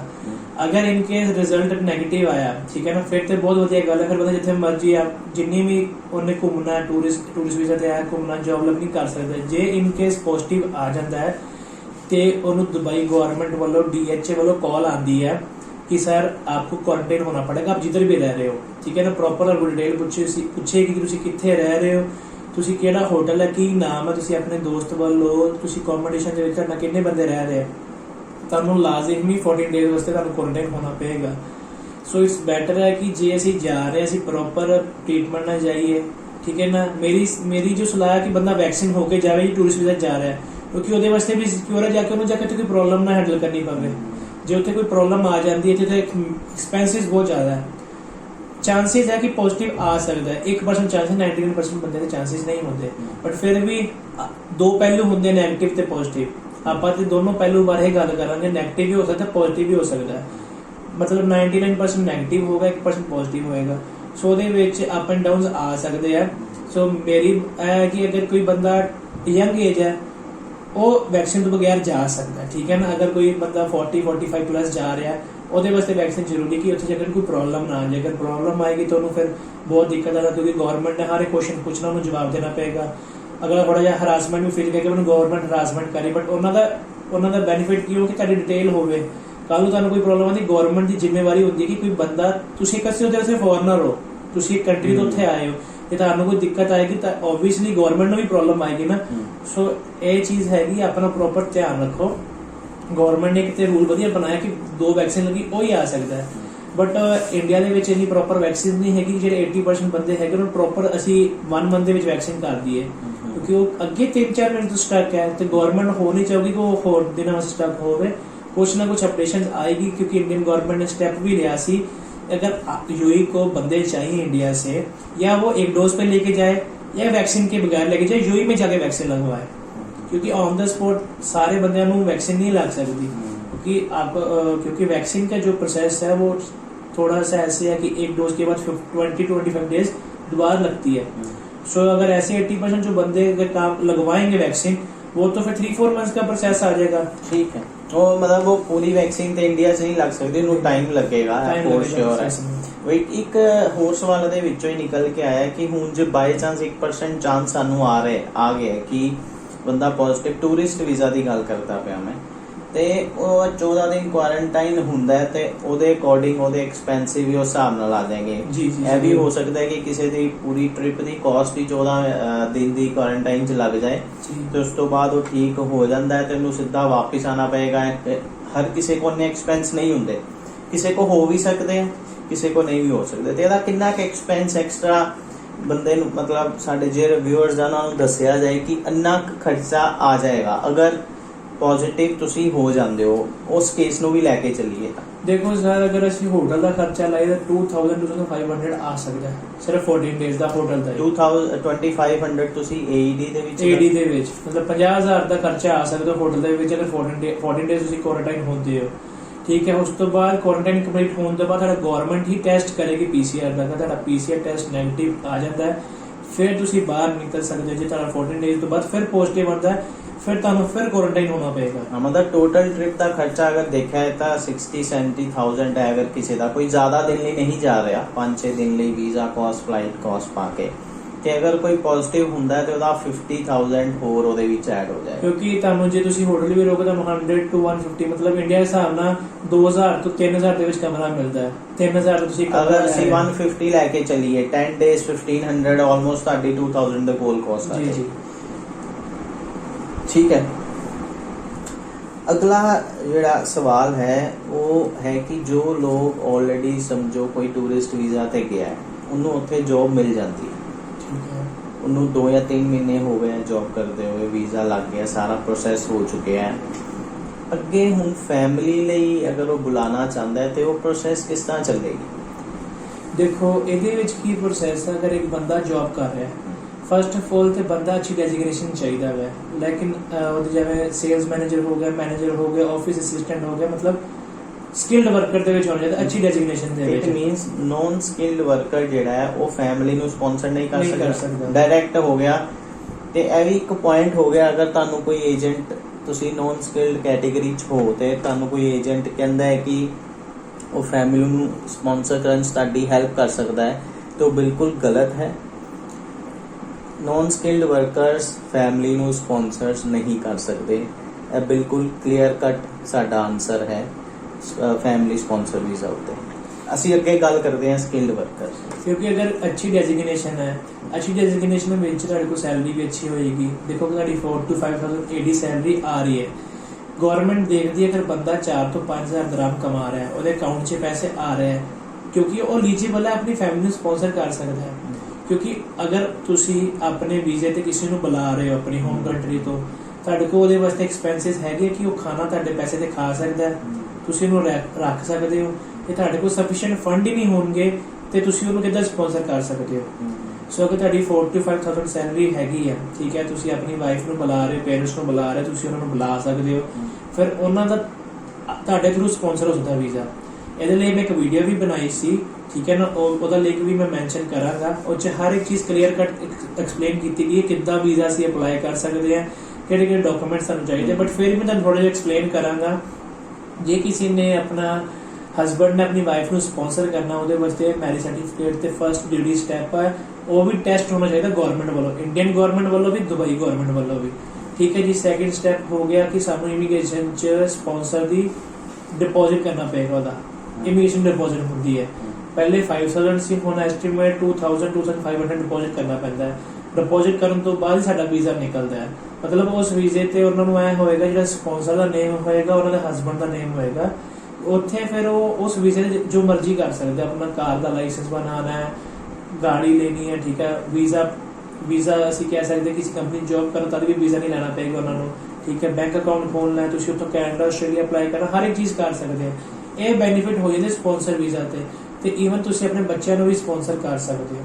ਤੇ ਤੁਸੀਂ ਜੇ 2500 फीस है कि किसी ने 2500 जो ये पैसे बताए हैं ना, ये गवर्नमेंट की फीस है जो हमें डिपॉजिट करवाना वीजे के लिए। अगर जब वीजा वास्ते करवाना, हाँ, अगर वीजा कैंसिल करांगे 2 साल बाद सारा डिपॉजिट वापस मिल जाएगा। ये सिक्योरिटी बेस है, ये सिक्योरिटी है 2500 की गवर्नमेंट सिक्योरिटी करते कि जे हस्बैंड अपनी वाइफ ਨੂੰ ਬੁਲਾ ਰਿਹਾ, ਜੇ ਇਨ ਕੇਸ ਹਸਬੈਂਡ ਉਹਦਾ ਖਰਚਾ ਨਹੀਂ ਚੱਕਦਾ ਤੇ ਜਿਹੜਾ 2500 ਗਵਰਨਮੈਂਟ ਨੂੰ ਡਿਪੋਜ਼ਿਟ ਕਰਵਾਇਆ ਹੋਗਾ ਉਹ ਗਵਰਨਮੈਂਟ ਉਹਦੀ ਹੈਲਪ ਕਰੂਗੀ। ਇਹਦਾ ਤਾਂ ਸਾਰੇ ਬੇਰੁਜ਼ਗਾਰ ਹੋ ਜਾਣਗੇ। ਅਗਰ ਕੋਈ ਬੰਦਾ ਬੁਲਾ ਰਿਹਾ ਆਪਣੀ ਵਾਈਫ ਨੂੰ, ਉਹਦਾ ਕੇਅਰ ਨਾ ਕਰੇ, ਉਹਨੂੰ ਕੁਝ ਖਾਣਾ ਨਾ ਦੇਵੇ, ਤਾਂ ਉਹ ਕੀ ਕਰੇਗੀ? ਇਹ ਗਵਰਨਮੈਂਟ ਕੋ ਜਾਏਗੀ, ਗਵਰਨਮੈਂਟ ਦੇ ਐਕਸਪੈਂਸਿਸ ਵਧਣਗੇ। ਸੋ ਇਟਸ ਬੈਟਰ ਕਿ ਗਵਰਨਮੈਂਟ ਹਰ ਇੱਕ ਚੀਜ਼ ਪ੍ਰੀ ਪਲਾਨ ਹੋ ਕੇ ਚੱਲਦੀ ਹੈ ਕਿ ਉਹਦੀ ਡਿਪੋਜ਼ਿਟ ਵੀ ਹੋਗਾ, ਉਹਨੂੰ ਉਹਦਾ ਮੈਡੀਕਲ ਵੀ ਕਰਵਾਉਣਾ, ਸਾਰੀ ਫੀਸਿਸ ਉਹਨੂੰ ਪੇ ਕਰਨੀ ਪੈਣਗੀਆਂ। ਕਿਉਂਕਿ ਇਹ ਕੇਸਿਸ ਪਹਿਲੇ ਆ ਚੁੱਕੇ ਇਸ ਕਰਕੇ ਗਵਰਨਮੈਂਟ ਥੋੜੀ ਸਟ੍ਰਿਕਟ ਹੋ ਗਈ ਹੈ। ਕਿਸੇ ਨੂੰ ਸਪਾਂਸਰ ਕਰਨਾ ਡਾਕੂਮੈਂਟਸ ਐਲੀਜੀਬਲ ਚਾਹੀਦੇ ਤੇ ਰੈਡ ਐਗਰੀਮੈਂਟ ਵੀ ਚਾਹੀਦਾ। ਜੇ ਤੁਸੀਂ ਉੱਥੇ ਰਹਿ ਰਹੇ ਹੋ, ਤੁਹਾਡੇ ਕੋਲ ਆਪਣਾ ਘਰ ਹੋਣਾ ਚਾਹੀਦਾ ਕਿ ਤੁਸੀਂ ਸਪਾਂਸਰ ਕਰ ਸਕਦੇ ਹੋ। ਤੁਹਾਡੇ ਕੋਲ ਰੈਡ ਐਗਰੀਮੈਂਟ ਨਹੀਂ ਹੈਗਾ, ਤੁਸੀਂ ਵਾਈਫ ਨੂੰ ਸਪਾਂਸਰ ਨਹੀਂ ਕਰ ਸਕਦੇ। ਤੇ ਇਸ ਤੋਂ ਇਲਾਵਾ ਜੇ 2500 ਸਿਕਿਉਰਿਟੀ ਡਿਪੋਜ਼ਿਟ ਵੀ ਹੈ, ਇਸ ਦੇ ਉੱਤੇ ਕੁਝ ਫੀਸ ਵੀ ਹੋਏਗੀ, ਜੀ ਫੀਸ ਵੀ ਹੈਗੀ ਹੈ। ਟੋਟਲ ਐਸਟੀਮੇਟ 5500 ਦਾ ਖਰਚਾ ਆਉਂਦਾ ਹੈ AED ਦੇ 500 AED ਦੇ ਵਿੱਚ ਆਲਮੋਸਟ ਖਰਚਾ ਆ ਜਾਂਦਾ ਸਾਰਾ। ਠੀਕ ਹੈ। ਠੀਕ ਹੈ। ਤੇ ਦੂਸਰਾ ਇੱਕ ਅਗਲਾ ਸਵਾਲ ਸਾਡਾ ਹੈ ਵੈ ਕਿ ਜਿਸ ਤਰ੍ਹਾਂ ਤੁਸੀਂ ਕਿਹਾ ਸਕਿਲਡ ਵਰਕਰ ਲਈ ਇੱਕ ਸਵਾਲ ਹੈ ਕਿ ਮੋਸਟਲੀ ਕੁਝ ਬਹੁਤ ਸਾਰੇ ਲੋਕਾਂ ਦੇ ਦਿਮਾਗ 'ਚ ਵੀ ਇਹ ਸਵਾਲ ਆਉਂਦਾ ਹੋਏਗਾ ਕਿ ਅਸੀਂ ਮਤਲਬ ਦੁਬਈ 'ਚ ਰਹਿ ਕੇ 1 ਲੱਖ ਰੁਪਏ ਕਿਸ ਤਰ੍ਹਾਂ ਕਮਾ ਸਕਦੇ ਹਾਂ ਪਰ ਮੰਥ ਜਾਂ ਜੋੜ ਸਕਦੇ ਹਾਂ ਜਾਂ ਕਿਸ ਤਰ੍ਹਾਂ ਪਲਾਨ ਕਰ ਸਕਦੇ ਹਾਂ ਸਕਿਲਡ ਲਈ ਨੋਨ ਸਕਿਲਡ ਵਰਕਰ ਲਈ ਕਿ ਉਹ ਆਪਣਾ 1 ਲੱਖ ਰੁਪਏ ਪਰ ਮੰਥ ਜਾਂ ਵਿਦਿਨ 2-3 ਮੰਥਸ ਆਪਦਾ 1 ਲੱਖ ਰੁਪਇਆ ਜੋੜ ਸਕਣ ਜਾਂ ਕਮਾ ਸਕਣ। ਦੇਖੋ ਸਰ, ਜੇ ਅਸੀਂ ਅਨਸਕਿਲ ਦੀ ਗੱਲ ਕਰੀਏ, ਅਨਸਕਿਲ ਦੀ ਸੈਲਰੀ ਲੱਗਦੀ 1000-1200 ਦਰਾਮ ਲੱਗਦੀ ਹੈ। ਉਹਨਾਂ ਨੂੰ ਜੇ ਉਹਨਾਂ ਨੇ 1 ਲੱਖ ਰੁਪਏ ਇੰਡੀਆ ਸਾਨੂੰ ਜੋੜਨਾ, ਘੱਟੋ ਘੱਟ ਉਹਨਾਂ ਨੂੰ 9 to 10 ਮੰਥਸ ਚਾਹੀਦੇ ਪੈਸੇ ਜੋੜਨ ਵਾਸਤੇ। ਅਗਰ ਉਹ 500 ਦਰਾਮ ਵੀ ਸੇਵ ਕਰਦੇ ਤੇ 500 ਦਰਾਮ ਬਣ ਜਾਂਦਾ 10,000 ਰੁਪਏ, ਠੀਕ ਹੈ। ਤੇ 9 ਮਹੀਨੇ 'ਚ 90,000, 10 ਮਹੀਨੇ 'ਚ ਹੋ ਗਿਆ ਲੱਖ, ਮਤਲਬ 10 ਮਹੀਨੇ ਚਾਹੀਦੇ। ਜੇ ਕੋਈ ਬੰਦਾ ਅੱਛੀ ਜੌਬ ਕਰ ਰਿਹਾ, ਠੀਕ ਹੈ, ਜੇ 3-4,000 ਕਮਾ ਰਿਹਾ, ਉਹਦੇ ਵਾਸਤੇ 4-5 ਮਹੀਨੇ 'ਚ ਇੰਡੀਆ ਦੇ ਹਿਸਾਬ ਨਾਲ ਲੱਖ ਰੁਪਏ ਜੋੜ ਸਕਦਾ ਹੈ। ਜੇ ਅਗਰ ਕੋਈ ਬੰਦਾ ਪਾਰਟ ਟਾਈਮ ਕੰਮ ਕਰ ਰਿਹਾ ਆਪਣੇ ਨਾਲ ਤੇ ਫਿਰ ਉਹ ਥੋੜਾ 2-3 ਮਹੀਨੇ ਜਲਦੀ ਵੀ ਜੋੜ ਸਕਦਾ ਹੈ, ਕਿਉਂਕਿ ਉੱਥੇ ਇਹ ਹੈ ਕਿ ਕੰਪਨੀ ਤੁਹਾਨੂੰ ਅਕੋਮੋਡੇਸ਼ਨ ਦੇ ਰਹੀ ਹੈ। ਤੁਹਾਡਾ ਅਕੋਮੋਡੇਸ਼ਨ ਦਾ ਕੋਈ ਖਰਚਾ ਨਹੀਂ, ਤੁਹਾਡਾ ਵੀਜ਼ੇ ਦਾ ਕੋਈ ਖਰਚਾ ਨਹੀਂ, ਟਰਾਂਸਪੋਰਟੇਸ਼ਨ ਦਾ ਕੋਈ ਖਰਚਾ ਨਹੀਂ, ਖਰਚਾ ਜਿਹੜਾ ਫੂਡ ਦਾ। ਅਗਰ ਕੋਈ ਜਿਹਦੀ ਸੈਲਰੀ ਘੱਟ ਹੈ ਉਹਨੂੰ ਤਾਂ ਫੂਡ ਕੰਪਨੀ ਪ੍ਰੋਵਾਈਡ ਕਰ ਰਹੀ, ਜਿਹਦੀ ਸੈਲਰੀ ਅੱਛੀ ਹੈ ਤਾਂ ਉਹ ਫੂਡ ਖਾ ਰਿਹਾ। ਫੂਡ ਦਾ ਵੀ ਜ਼ਿਆਦਾ ਖਰਚਾ ਨਹੀਂ, 200-250 ਦਰਾਮ ਖਰਚਾ ਆਏਗਾ। ਸਿੰਗਲ ਬੰਦਾ ਪੈਸੇ ਸੇਵ ਕਰ ਸਕਦਾ 1 ਲੱਖ। ਅਗਰ ਬੰਦਾ ਉੱਥੇ ਸ਼ਾਦੀशुदा ਮੈਰਿਡ ਹੈ ਤੇ ਜੇ ਹਸਬੈਂਡ ਵਾਈਫ ਜੌਬ ਕਰ ਰਹੇ ਹੈ ਤੇ ਫਿਰ ਉਹ ਸੇਵ ਕਰ ਸਕਦਾ। ਅਗਰ ਇਕੱਲਾ ਹਸਬੈਂਡ ਕਮਾ ਰਿਹਾ ਹੈ ਔਰ ਵਾਈਫ ਹਾਊਸ ਵਾਈਫ ਹੈ ਤੇ ਫਿਰ ਮੁਸ਼ਕਿਲ ਹੈ ਕਿ 1 ਲੱਖ ਉਹ ਜਲਦੀ ਸੇਵ ਕਰ ਸਕੇ। ਇਟ ਡਿਪੈਂਡ ਔਨ ਆਲਰੇਡੀ ਤੁਸੀਂ ਜਿਵੇਂ ਇੱਕ ਵੀਡੀਓ ਵੀ ਬਣਾਈ ਹੋਈ ਹੈ, ਵਿਊਅਰਸ ਨੂੰ ਵੀ ਦੱਸ ਦਈਏ, ਅਸੀਂ ਡਿਸਕ੍ਰਿਪਸ਼ਨ 'ਚ ਵੀ ਉਸ ਵੀਡੀਓ ਦਾ ਲਿੰਕ ਪੋਸਟ ਕਰ ਦਾਂਗੇ ਜਿਹਦੇ ਵਿੱਚ ਦੱਸਿਆ ਗਿਆ ਕਿ ਸਕਿਲਡ ਨੋਨ ਸਕਿਲਡ ਵਰਕਰ ਕਿਸ ਤਰ੍ਹਾਂ ਰਹਿੰਦੇ ਨੇ। ਜਿਹੜੇ ਨੋਨ ਸਕਿਲਡ ਵਰਕਰਸ ਨੇ ਉਹ ਮੋਸਟਲੀ ਕੰਪਨੀ ਜੋ ਅਕੋਮੋਡੇਸ਼ਨ ਪ੍ਰੋਵਾਈਡ ਕਰਦੀ ਹੈ ਉਹ ਇਸ ਤਰ੍ਹਾਂ ਕਰਦੀ ਹੈ ਕਿ 3 ਜਾਂ 4 ਬੰਦੇ ਇੱਕੋ ਹੀ ਜਗ੍ਹਾ ਤੇ ਰਹਿੰਦੇ ਨੇ ਤਾਂ ਕਿ ਕੰਪਨੀ ਤੇ ਵੀ ਜ਼ਿਆਦਾ ਖਰਚਾ ਨਾ ਪਏ ਤੇ ਨੋਨ ਸਕਿਲਡ ਵਰਕਰ ਨੂੰ ਇਸੇ ਤਰ੍ਹਾਂ ਹੀ ਅਕੋਮੋਡੇਸ਼ਨ ਦਿੱਤੀ ਜਾਂਦੀ ਹੈ। ਤੇ ਜਿਹੜੇ ਸਕਿਲਡ ਵਰਕਰ ਲਈ ਦੱਸਿਆ ਉਹਨਾਂ ਦੀ ਜਿੱਦਾਂ ਅੱਛੀ ਡੈਜ਼ਿਗਨੇਸ਼ਨ, ਉਹਨਾਂ ਨੂੰ ਕੋਈ ਕੰਪਨੀ ਫਲੈਟ ਪ੍ਰੋਵਾਈਡ ਕਰ ਦਿੰਦੀ ਹੈ, ਕੋਈ ਕੰਪਨੀ ਤੁਹਾਨੂੰ ਅਲਾਉਂਸਿਸ ਦਿੰਦੀ ਹੈ ਕਿ ਤੁਸੀਂ ਤੁਹਾਨੂੰ 2000 ਰੁਪਏ ਅਲਾਉਂਸਿਸ ਦੇ ਰਹੇ, ਤੁਸੀਂ ਜਿੱਥੇ ਮਰਜ਼ੀ ਜਾ ਕੇ ਰਹਿ ਸਕਦੇ ਹੋ।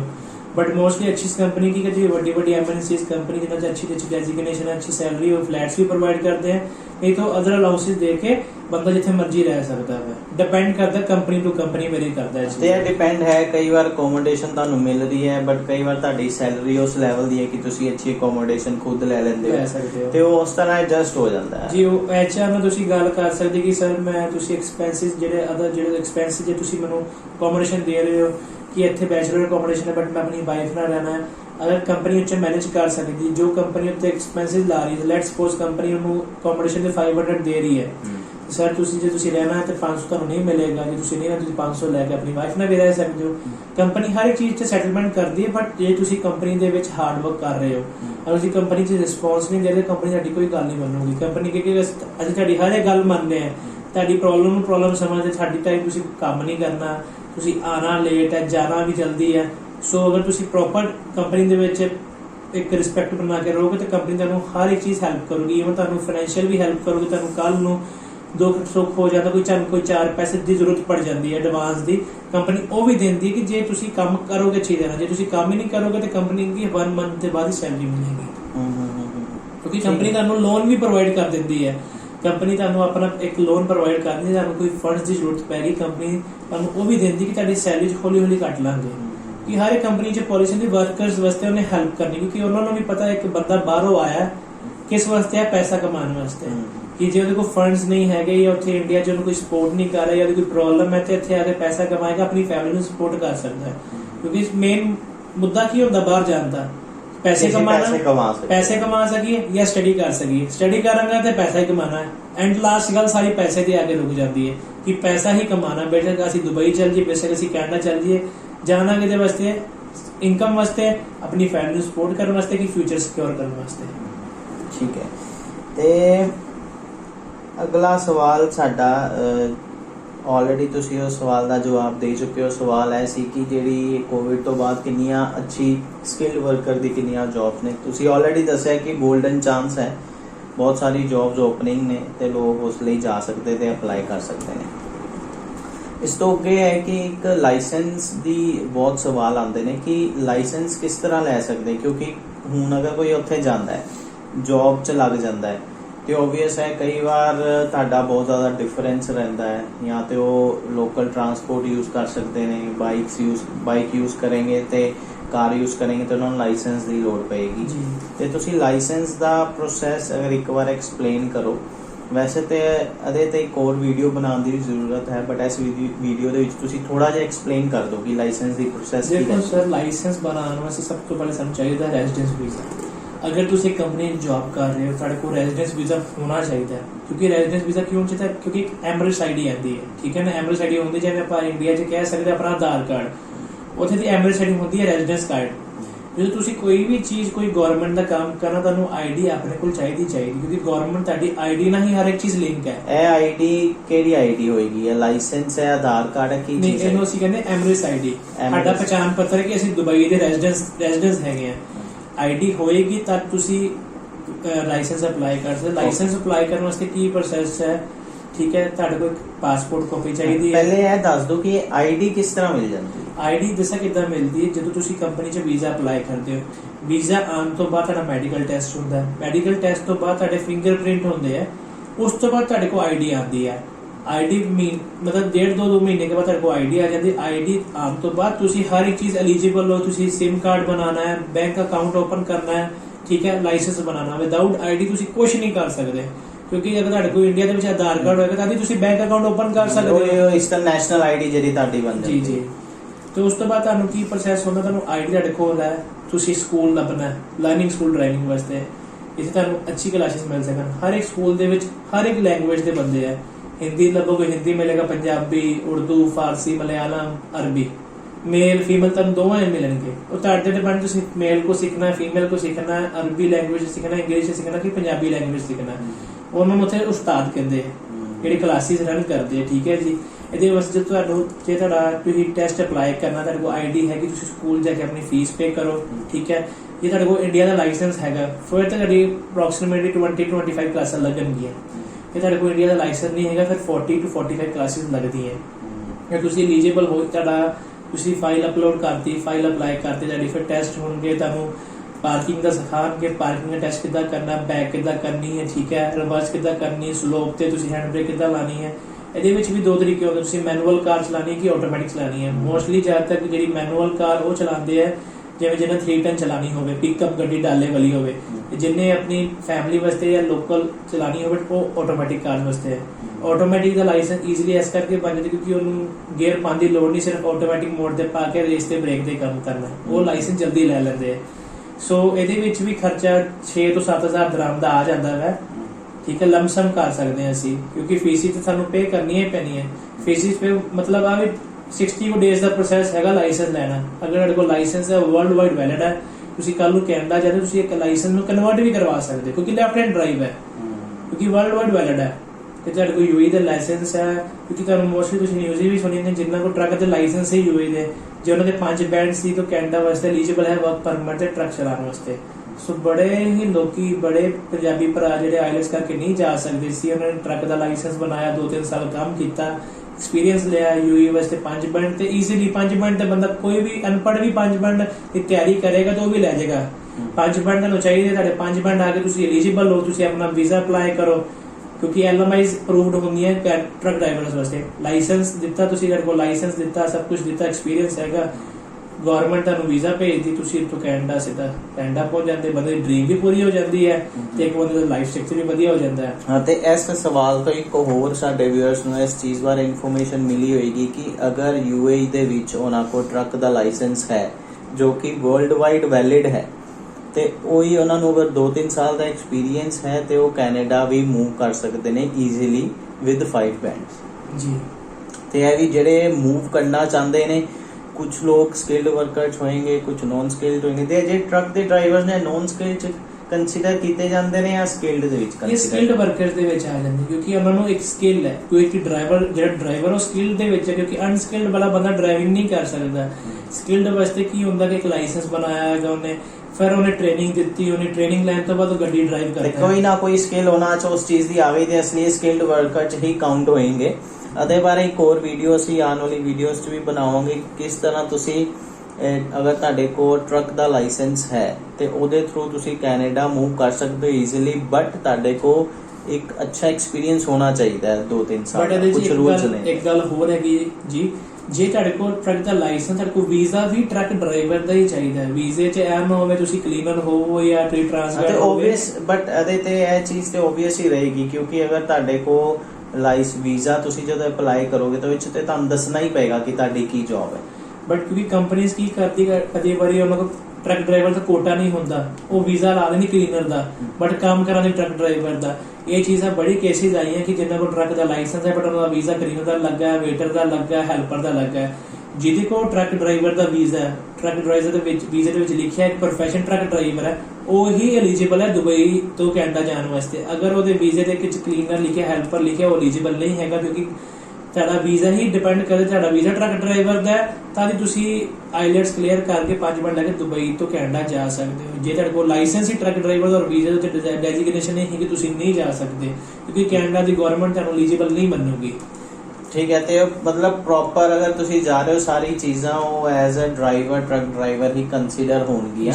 ਕੁਝ ਹੋਰ ਨਹੀਂ ਹੋ, ਕੁਝ ਹੋਰ ਅਗਰ ਵੀਜ਼ਾ ਹੋਏ ਵੀਜ਼ਾ ਦੇ ਉੱਤੇ ਤੇ ਉਹ ਕੰਸੀਡਰ ਨਹੀਂ ਹੋ ਸਕਦੀ। ਠੀਕ ਹੈ, ਅੱਗੇ ਸਾਡਾ ਇੱਕ ਸਵਾਲ ਹੈ ਮੈਡੀਕਲ ਫੈਸਿਲਿਟੀਜ਼ ਤੋਂ ਰਿਲੇਟਡ। ਹੁਣ ਅਗਰ ਕੋਈ ਬੰਦਾ ਉੱਥੋਂ ਦੀ, ਅਗਰ ਤੁਸੀਂ ਇਹਦੇ ਬਾਰੇ ਥੋੜੀ ਹੋਰ ਇਨਫੋਰਮੇਸ਼ਨ ਦਿਓ ਕਿ ਉਹਨਾਂ ਦੀ ਮੈਡੀਕਲ ਫੈਸਿਲਿਟੀਜ਼ ਕਿਸ ਤਰ੍ਹਾਂ ਨੇ, ਕਿਉਂਕਿ ਅਕਸਰ ਸੁਣਦੇ ਆ ਅਸੀਂ ਕਿ ਬਾਹਰ ਦੂਸਰੀ ਕੰਟਰੀ ਦੇ ਵਿੱਚ ਤੁਹਾਡੀ ਜਿਹੜੀ ਸੈਲਰੀ ਤੋਂ ਜੋ ਟੈਕਸ ਕੱਟਿਆ ਜਾਂਦਾ ਉਹਦੇ ਵਿੱਚ ਮੈਡੀਕਲ ਫੈਸਿਲਿਟੀਜ਼ ਫ੍ਰੀ ਦਿੱਤੀਆਂ ਜਾਂਦੀਆਂ ਨੇ, ਤੇ UAE 'ਚ ਕਿਸ ਤਰ੍ਹਾਂ ਚੱਲਦੀ ਹੈ? ਦੇਖੋ ਸਰ, ਜਿੰਨੀ ਕੋ ਵੱਡੀਆਂ ਕੰਪਨੀਆਂ ਹੈ, ठीक है, जिस कंपनी ਦੇ 40,000 50,000 वर्कर्स काम करते हैं, 20,000 वर्कर्स काम करते हैं, 5,000 वर्कर काम करते हैं, या 10% काम करते हैं, 50% काम करते हैं, डिपेंड करता है कंपनी टू वेरीज। अगर कोई कंपनी च वेयर हाउस है वो 5,000 बंदा भी काम करता है, किसी को छोटा वेयर हाउस उत्थे 20 बंदे भी काम करते हैं। जो कंपनीज अगर मैडिकल इंश्योरेंस देती है, क्योंकि मैडिकल इंश्योरेंस क्यों देती है, क्योंकि UAE ਦੇ ਵਿੱਚ ਲਾਓ ਹੈ ਕਿ ਬੰਦੇ ਦਾ ਮੈਡੀਕਲ ਇੰਸ਼ੋਰੈਂਸ ਨਹੀਂ ਹੈਗਾ, ਉਹ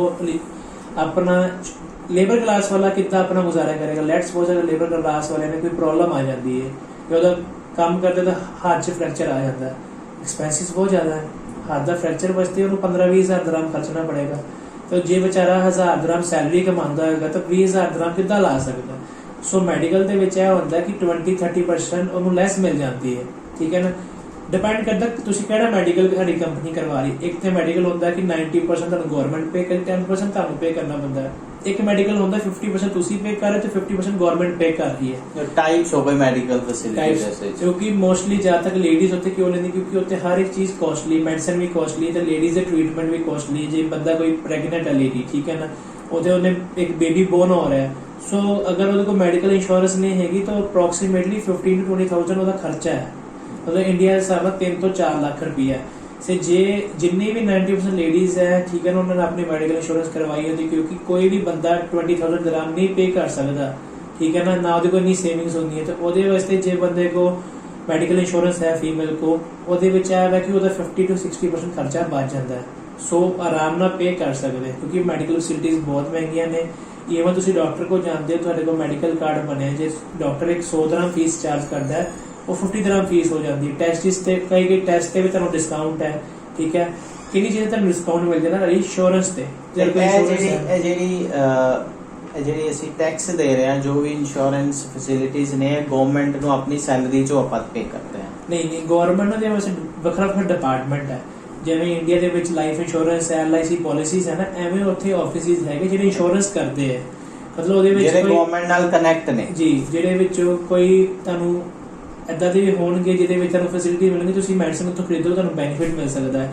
ਜਿਵੇਂ ਉੱਥੇ ਲਾਈਫ ਫਾਰਮੇਸੀ ਹੈਗੀ ਹੈ, ਉਹਦੇ ਨਾਲ ਵੀ ਕਈ ਕੰਪਨੀ ਨੇ ਟਾਈ ਅਪ ਕੀਤਾ ਹੈ ਕਿ ਤੁਹਾਨੂੰ ਜੇ ਕੋਈ ਸਾਡਾ ਕੋਈ ਮੈਡੀਕਲ ਇੰਸ਼ੋਰੈਂਸ ਕਾਰਡ ਵਾਲਾ ਬੰਦਾ ਹੋਲਡਰ ਆਉਂਦਾ ਹੈ, ਉਹਨੂੰ ਇਹ ਬੈਨੀਫਿਟ ਮਿਲ ਸਕਦਾ ਹੈ, ਕਿਉਂਕਿ ਇੱਥੇ ਮੈਡੀਸਨ ਕਾਸਟਲੀ ਹੈ।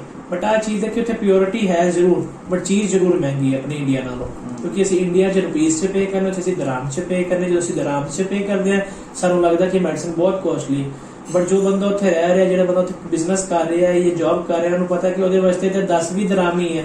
ਬਟ ਜੇ ਆਪਾਂ ਨੂੰ ਇੰਡੀਆ 'ਚ ਕੈਲਕੂਲੇਟ ਕਰੇ ਤਾਂ ਸਾਨੂੰ ਲੱਗਦਾ ਕਿ ਅਸੀਂ 300-400 ਦਰਾਮ ਪੇ ਕੀਤਾ ਹੈ ਮੈਡੀਸਨ ਪਿੱਛੇ, ਈਵਨ ਉਹ ਕੋਲਡ ਦੀ ਹੈ ਜਾਂ ਕਫ ਦੀ ਹੈ, ਡਿਪੈਂਡ ਕਰਦਾ ਹੈ। ਤੇ ਸਾਡੀ ਇਹ ਮੈਡੀਕਲ ਫੈਸਿਲਿਟੀ ਦਾ ਵੀ ਸਾਨੂੰ ਜਵਾਬ ਮਿਲ ਗਿਆ। ਇੱਕ ਆਖਰੀ ਸਵਾਲ ਅੱਜ ਦੀ ਵੀਡੀਓ ਦਾ ਹੈ ਮੇਰਾ, ਜੋ ਲੋਕ ਆਲਰੇਡੀ ਉੱਥੇ ਰਹਿੰਦੇ ਨੇ, ਠੀਕ ਹੈ, ਸਕਿਲਡ ਵਰਕਰਸ ਨੇ, ਹੁਣ ਫੈਮਿਲੀ ਨੂੰ ਵੀ ਉਹਨਾਂ ਨੇ ਸਪਾਂਸਰ ਕਰ ਦਿੱਤਾ ਹੈ, ਫੈਮਿਲੀ ਵੀ ਉੱਧਰ ਆ ਗਈ ਹੈ, ਤੇ ਸਕੂਲਸ ਤੇ ਐਜੂਕੇਸ਼ਨ ਦਾ ਉੱਥੇ ਕੀ ਪ੍ਰੋਸੈਸ ਹੈ, ਉਹਦੇ ਵਿੱਚ ਕੁਝ ਬੈਨੀਫਿਟਸ ਮਿਲਦੇ ਨੇ, ਜਿਵੇਂ ਮੈਡੀਕਲ ਫੈਸਿਲਿਟੀਜ਼ ਨੇ, ਉੱਦਾਂ ਦੇ ਕੁਝ ਬੈਨੀਫਿਟਸ ਨੇ?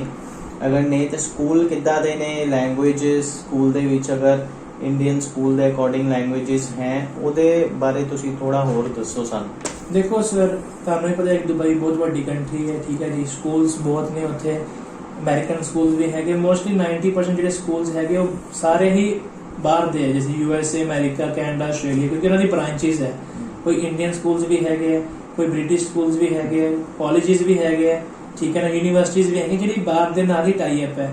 ਜਿਵੇਂ ਸਕੂਲ ਦੇ ਵਿੱਚ ਇਹ ਹੁੰਦਾ ਕਿ ਜਿਵੇਂ ਤੁਹਾਨੂੰ ਇੰਡੀਅਨ ਲੈਂਗੁਏਜ ਵਾਸਤੇ ਇੰਡੀਅਨ ਲੈਂਗੁਏਜ ਸਕੂਲ ਮਿਲ ਜਾਏਗਾ, ਇੰਗਲਿਸ਼ ਵਾਸਤੇ ਇੰਗਲਿਸ਼ ਵਾਸਤੇ ਮਿਲ ਜਾਏਗਾ। ਕਲਾਸਿਸ ਤੇ ਡਿਪੈਂਡ ਕਰਦਾ ਹੈ। ਹਿੰਦੀ ਵੀ, ਕਿਉਂਕਿ ਉੱਥੇ ਜ਼ਿਆਦਾਤਰ ਇੰਡੀਅਨ ਹੀ ਹੈਗੇ ਜ਼ਿਆਦਾਤਰ ਜਿਹੜੇ ਸਕੂਲ ਚਲਾਉਂਦੇ ਆ। ਪਾਕਿਸਤਾਨੀ ਨੂੰ ਵੀ ਹਿੰਦੀ ਆਉਂਦੀ, ਪੰਜਾਬੀ ਉਹਨਾਂ ਨੂੰ ਵੀ ਆਉਂਦੀ, ਇੰਗਲਿਸ਼ ਉਹਨਾਂ ਨੂੰ ਵੀ ਆਉਂਦੀ ਹੈ। ਸੋ ਸਕੂਲ ਦੇ ਵਿੱਚ ਹਰ ਇੱਕ ਚੀਜ਼ ਸਿਖਾਈ ਜਾਂਦੀ ਹੈ। ਇੰਗਲਿਸ਼ ਵੀ ਸਿਖਾਉਂਦੇ ਆ, ਥੋੜਾ ਥੋੜਾ ਅਰੇਬਿਕ ਲੈਂਗੁਏਜ ਵੀ ਸਿਖਾਉਂਦੇ। ਜੇ ਤੁਸੀਂ ਉੱਥੇ ਰਹਿ ਰਹੇ ਹੋ ਤੁਹਾਨੂੰ ਉਹਨਾਂ ਦੀ ਲੈਂਗੁਏਜ ਵੀ ਆਉਣੀ ਚਾਹੀਦੀ, ਤੁਸੀਂ ਉਹਨਾਂ ਨਾਲ ਗੱਲ ਕਰ ਸਕੇ। ਪੰਜਾਬੀ ਵੀ ਸਿਖਾਉਂਦੇ ਆ, ਠੀਕ ਹੈ। ਤੁਹਾਨੂੰ ਹਿਸਟਰੀ ਬਾਰੇ ਵੀ ਸਮਝਾਉਂਦੇ, ਹਰ ਇੱਕ ਚੀਜ਼ ਐਕਸਪਲੇਨ ਕਰਦੇ ਆ। ਹੁਣ ਦੇਖੋ, ਜੇ ਬੰਦਾ ਕੋਈ ਉੱਥੇ ਬੱਚਾ ਬੋਰਨ ਹੋ ਰਿਹਾ, ਉਹਨੂੰ ਉੱਥੇ ਬੋਰਨ ਹੁੰਦੇ ਉਹਨੂੰ ਸਕੂਲ ਵੀ ਜਾਣਾ ਹੈ, ਉਹਨੂੰ ਹਰ ਇੱਕ ਚੀਜ਼ ਉਹਨੂੰ ਸਮਝ ਲੈਣੀ ਚਾਹੀਦੀ ਕਿ ਸਕੂਲ ਦੇ ਵਿੱਚ ਅਸੀਂ ਕਿੱਦਾਂ ਜਾਣਾ ਹੈ। ਛੋਟੀ ਕਲਾਸਿਸ ਤੇ LKG, UKG, ਪਲੇ ਪੈਂਟਸ, ਹਰ ਇੱਕ ਚੀਜ਼ ਫੈਸਿਲਿਟੀਜ਼ ਹੈਗੀਆਂ। ਬਟ ਅਸੀਂ ਕਹਿ ਸਕਦੇ ਕਿ ਇੰਡੀਆ ਨਾਲੋਂ ਥੋੜੀ ਜਿਹੀ ਉਹਦੀ ਸਟੱਡੀ ਮਹਿੰਗੀ ਹੈ, ਠੀਕ ਹੈ ਨਾ। ਮੰਥਲੀ ਫੀਸ ਜਾਂਦੀ 500-600 ਦਰਾਮਸ, ਠੀਕ ਹੈ ਨਾ। ਬੱਚਿਆਂ ਵਾਸਤੇ ਇੱਕ ਤੇ ਫਿਊਚਰ ਸਿਕਿਉਰ ਹੈ, ਬਟ ਉੱਥੇ ਸਟੱਡੀ ਮਹਿੰਗੀ ਹੈ। ਤੇ ਜੇ ਕੋਈ ਵੱਡਾ ਜਾ ਰਿਹਾ, ਜਿਵੇਂ ਸਪੋਜ਼ ਕਰੋ ਨੇ USA ਜਾਣਾ, ਠੀਕ, 1 ਸਾਲ ਉਹ ਦੁਬਈ ਲਾ ਰਿਹਾ। ਦੁਬਈ ਦੇ ਵਿੱਚ ਫੀਸਿਸ ਘੱਟ ਹੈ ਯੂਨੀਵਰਸਿਟੀਜ਼ ਦੀ, ਤੁਹਾਨੂੰ ਪਤਾ ਆਬਵੀਅਸਲੀ। ਤੁਹਾਨੂੰ ਉੱਥੇ USA ਜਾਓਗੇ ਤੁਹਾਨੂੰ ਪਾਉਂਡਸ 'ਚ ਪੇ ਕਰਨਾ ਪੈਣਾ। ਜੇ ਇੰਡੀਅਨ ਬੰਦਾ ਦੁਬਈ 'ਚ 1 ਸਾਲ ਲਾ ਰਿਹਾ, 1 ਸਾਲ ਬਾਅਦ ਉਹਦੀ ਟ੍ਰਾਂਸਫਰ ਹੋ ਜਾਂਦੀ ਹੈ ਜਾਂ ਸਕੋਲਰਸ਼ਿਪ ਲੱਗ ਜਾਂਦੀ ਹੈ, ਤਾਂ ਉਹਨਾਂ ਦੀ ਬੈਨੀਫਿਟ ਉਹਦੇ ਪੈਸੇ ਬਚ ਸਕਦੇ ਆ। ਜੇ ਸਪੋਜ਼ ਕਰੋ ਇੱਕ ਯੂਨੀਵਰਸਿਟੀ ਹੈ, ਠੀਕ ਹੈ ਨਾ, ਜਿਹੜੀ ਯੂਨੀਵਰਸਿਟੀ USA 'ਚ ਵੀ ਉਹੀ ਯੂਨੀਵਰਸਿਟੀ ਸੇਮ ਉਹਦੀ ਬ੍ਰਾਂਚ ਦੁਬਈ 'ਚ ਵੀ ਹੈ। ਸੋ ਬੰਦੇ ਕੀ ਕਰਦੇ, 1 ਸਾਲ ਉੱਥੇ ਲਾਉਂਦੇ, ਉਸ ਤੋਂ ਬਾਅਦ ਟ੍ਰਾਂਸਫਰ ਕਰਕੇ USA ਚਲ ਜਾਂਦੇ। ਉਹ 1 ਸਾਲ ਜਿਹੜਾ ਖਰਚਾ ਉਹ ਬਚਾ ਲੈਂਦੇ ਆ, ਤੇ ਬਾਕੀ ਸਟੱਡੀ ਉੱਥੇ ਕਰਦੇ ਆ। ਬਹੁਤ ਮੋਸਟਲੀ ਬੜੇ ਵੀ ਬੱਚੇ ਜਦ ਇੱਦਾਂ ਕਰਦੇ, ਕਿਉਂਕਿ ਜਿੰਨਾ ਕੋਲ ਪੈਸੇ ਘੱਟ ਹੈ ਦੁਬਈ 'ਚ 1 ਸਾਲ ਲਾਦੇ, 1 ਸਾਲ ਉੱਥੇ ਲਾ ਲੈਂਦੇ ਜਾ ਕੇ ਬਾਹਰ, ਕਿਉਂਕਿ ਸੇਮ ਯੂਨੀਵਰਸਿਟੀ ਹੈ, ਪੇਪਰ ਯੂਨੀਵਰਸਿਟੀ ਵੱਲੋਂ ਆਉਣਾ, ਬਟ ਫਰਕ ਹੈ ਕਰੰਸੀ ਦਾ। ਇੱਥੇ 1 ਦਰਾਮ 20 ਰੁਪਏ ਦਾ, ਉਹਦਾ 73 ਰੁਪੀਜ਼ ਦਾ ਫਰਕ ਇੰਨਾ ਆ ਜਾਂਦਾ ਹੈ। ਠੀਕ ਹੈ। ਤੇ ਸਟੱਡੀ ਲਈ ਵੀ ਉੱਥੇ ਪ੍ਰੋਪਰ ਫੈਸਿਲਿਟੀ ਨੇ, ਹਰ ਟਾਈਪ ਦੇ ਸਕੂਲਸ ਨੇ, ਲੈਂਗੁਏਜ ਲਈ ਨੇ, ਕਾਲਜ ਲਈ ਵੀ ਨੇ। ਤੇ ਅੱਜ ਵਿਊਅਰਸ ਨੂੰ ਸਾਰੇ ਉਹਨਾਂ ਦੇ ਬਹੁਤ ਹੀ ਇੰਪੋਰਟੈਂਟ ਸਾਰੇ ਸਵਾਲਾਂ ਦਾ ਜਵਾਬ ਮਿਲ ਗਿਆ ਹੋਵੇਗਾ। ਅਗਰ ਕਿਸੇ ਨੂੰ ਹੋਰ ਵੀ ਕੋਈ ਸਵਾਲ ਹੋਏ, ਉਹ ਕਮੈਂਟ ਵਿੱਚ ਪੋਸਟ ਕਰ ਸਕਦਾ ਹੈ, WhatsApp ਤੇ ਮੈਸੇਜ ਕਰ ਸਕਦਾ ਹੈ। ਬਟ ਇਸ ਵੀਡੀਓ ਦੇ ਵਿੱਚ ਅਸੀਂ ਕੋਸ਼ਿਸ਼ ਕੀਤੀ ਹੈ ਕਿ ਜਿੰਨੇ ਵੀ ਸਵਾਲ ਲੋਕਾਂ ਦੇ ਦਿਲ 'ਚ ਆਉਂਦੇ ਨੇ ਦੁਬਈ ਨੂੰ ਲੈ ਕੇ, ਫੈਮਿਲੀ ਵੀਜ਼ਾ ਹੈ, ਚਾਹੇ ਉਸ ਬੱਚਿਆਂ ਦੇ ਸਕੂਲ ਦੇ ਰਿਗਾਰਡਿੰਗ ਹੈ, ਜੌਬਸ ਹੈ, ਜੋ ਫਲਾਈਟਸ ਬੰਦ ਹੈ, ਸਾਰੇ ਚੀਜ਼ਾਂ ਨੂੰ ਆਪਾਂ ਕਵਰ ਕੀਤਾ ਹੈ। ਤੇ ਇਸ ਚੈਨਲ ਨੂੰ ਤੁਸੀਂ ਸਬਸਕ੍ਰਾਈਬ ਵੀ ਕਰੋ, ਤਾਂ ਕਿ ਆਉਣ ਵਾਲੀ ਅਸੀਂ ਕੁਝ ਹੋਰ ਵੀਡੀਓਜ਼ ਵੀ ਬਣਾਵਾਂਗੇ ਜਿਹਦੇ ਤੇ ਜੋ ਟੌਪਿਕਸ ਅਸੀਂ ਇਸ ਵੀਡੀਓ 'ਚ ਡਿਸਕਸ ਕੀਤੇ ਹੈ ਉਹਨਾਂ ਨੂੰ ਥੋੜਾ ਹੋਰ ਐਕਸਪਲੇਨ ਕਰਕੇ ਤੁਹਾਨੂੰ ਸਮਝਾਵਾਂਗੇ। ਤੇ ਸਬਸਕ੍ਰਾਈਬ ਕਰ ਲਓ, ਤੁਸੀਂ ਬੈਲ ਆਈਕਨ ਨੂੰ ਪ੍ਰੈਸ ਕਰ ਲਓ, ਤਾਂ ਕਿ ਕੋਈ ਵੀ ਨੋਟੀਫਿਕੇਸ਼ਨ ਆਏ ਉਹ ਤੁਹਾਨੂੰ ਉਸੇ ਵੇਲੇ ਕੋਈ ਵੀ ਨਵੀਂ ਵੀਡੀਓ ਅਸੀਂ ਪਾਉਂਦੇ ਤੁਹਾਨੂੰ ਨੋਟੀਫਿਕੇਸ਼ਨ ਆ ਜਾਏ। ਸੋ ਅੱਜ ਸਾਰੇ ਕੁਐਸਚਨ ਜਿੰਨੇ ਵੀ ਕੁਐਸਚਨ ਸੀ ਅਸੀਂ ਕਲੀਅਰ ਕੀਤੇ ਹੈ। ਜੇ ਕੋਈ ਕੁਐਸਚਨ ਰਹਿ ਗਿਆ ਹੋਵੇ, ਤੁਹਾਡੇ ਮਾਈਂਡ 'ਚ ਹੋਵੇ, ਤੁਸੀਂ ਕੁਝ ਪੁੱਛਣਾ ਹੋਵੇ, ਤੁਸੀਂ ਮੈਨੂੰ ਪੁੱਛ ਸਕਦੇ ਹੋ, ਕਿਉਂਕਿ ਕਦੀ ਵਾਰੀ ਕੋਈ ਚੀਜ਼ ਇਹੋ ਜਿਹੀ ਗੱਲ ਹੁੰਦੀ ਬੰਦੇ ਦੇ ਮਾਈਂਡ 'ਚ ਨਹੀਂ ਆਉਂਦੀ ਹੈ, ਠੀਕ ਹੈ ਨਾ। ਕੋਈ ਤੁਹਾਡੀ ਕੋਈ ਕੁਐਸਚਨ ਸਕਿਪ ਹੋ ਗਿਆ ਜਾਂ ਤੁਹਾਡੇ ਮਾਈਂਡ 'ਚ ਤੁਸੀਂ ਮੈਂਸ਼ਨ ਕਰ ਦਿਓ ਕਿ ਸਰ ਇਹ ਟੌਪਿਕ ਸੀ, ਤੁਸੀਂ ਇਸ ਬਾਰੇ ਵੀਡੀਓ ਨਹੀਂ ਬਣਾਈ, ਸਾਨੂੰ ਇਸ ਬਾਰੇ ਨੌਲੇਜ ਨਹੀਂ ਹੈ, ਤੁਸੀਂ ਜਿਹੜੀ ਗੱਲਾਂ ਕੀਤੀਆਂ ਵੀਡੀਓ ਦੇ ਵਿੱਚ ਸਾਨੂੰ ਕੋਈ ਪੁਆਇੰਟ ਨਹੀਂ ਕਲੀਅਰ ਹੋਇਆ, ਉਹਦੇ ਵਾਸਤੇ ਵੀ ਤੁਸੀਂ ਮੈਸੇਜ ਕਰ ਸਕਦੇ ਹੋ। ਤੁਹਾਨੂੰ ਮੈਂ ਅੱਛੀ ਤਰ੍ਹਾਂ ਐਕਸਪਲੇਨ ਕਰਾਂਗਾ, ਕਿਉਂਕਿ ਕਦੀ ਵਾਰੀ ਕੋਈ ਚੀਜ਼ ਤੁਹਾਨੂੰ ਸਮਝ ਨਹੀਂ ਲੱਗਦੀ, ਅਸੀਂ ਆਪਣੇ ਵੱਲੋਂ ਅੱਛੀ ਤਰ੍ਹਾਂ ਐਕਸਪਲੇਨ ਕਰਦੇ, ਬਟ ਕਲਾਇੰਟ ਦੇ ਦਿਮਾਗ 'ਚ ਕੋਈ ਚੀਜ਼ ਨਹੀਂ ਜਾਂਦੀ, ਫਿਰ ਵੀ ਕੁਝ ਸਵਾਲ ਰਹਿ ਜਾਂਦੇ ਨੇ, ਤੇ ਉਹਨਾਂ ਨੂੰ ਦੁਬਾਰਾ ਅਸੀਂ ਕਾਲ ਕਰਕੇ, ਫੋਨ ਤੇ, ਚੈਟ ਦੇ ਥਰੂ ਜਾਂ ਕਮੈਂਟ ਦੇ ਥਰੂ ਨੂੰ ਸੋਲਵ ਕਰ ਸਕਦੇ। ਬਾਕੀ ਜੇ ਤੁਹਾਨੂੰ ਕੋਈ ਵੀ ਇਸ਼ੂ ਹੈ, ਤੁਸੀਂ ਦੁਬਈ ਦੇ ਵਿੱਚ ਹੋ ਇਸ ਟਾਈਮ ਕੋਵਿਡ 'ਚ, ਜੇ ਤੁਹਾਨੂੰ ਉੱਥੇ ਕੋਈ ਪ੍ਰੋਬਲਮ ਆ ਰਹੀ ਹੈ, ਠੀਕ ਹੈ, ਤੁਸੀਂ ਫਿਰ ਵੀ ਮੇਰੇ UAE ਵਾਲੇ ਨੰਬਰ ਤੇ, ਇੰਡੀਆ ਵਾਲੇ ਨੰਬਰ ਤੇ ਕੰਟੈਕਟ ਕਰ ਸਕਦੇ WhatsApp ਤੇ। ਤੁਹਾਨੂੰ ਮੈਂ ਉੱਥੇ ਹਰ ਇੱਕ ਚੀਜ਼ ਮੈਂ ਤੁਹਾਨੂੰ ਪ੍ਰੋਬਲਮ ਸੋਲਵ, ਕਿਉਂਕਿ ਮੇਰਾ ਈਵਨ ਉੱਥੇ ਸਟਾਫ ਵੀ ਵਰਕ ਕਰ ਰਿਹਾ, ਠੀਕ ਹੈ। ਤੁਹਾਨੂੰ ਕੋਈ ਵੀ ਦਿੱਕਤ ਹੈ, ਤੁਹਾਨੂੰ ਮੈਂ ਉੱਥੇ ਇੱਥੇ ਬੈਠੇ ਤੁਹਾਡਾ ਸਾਰਾ ਕੰਮ ਕਰ ਸਕਦਾ, ਠੀਕ ਹੈ ਨਾ। ਤੁਹਾਨੂੰ ਕੋਈ ਘਬਰਾਉਣ ਦੀ ਲੋੜ ਨਹੀਂ, ਠੀਕ ਹੈ।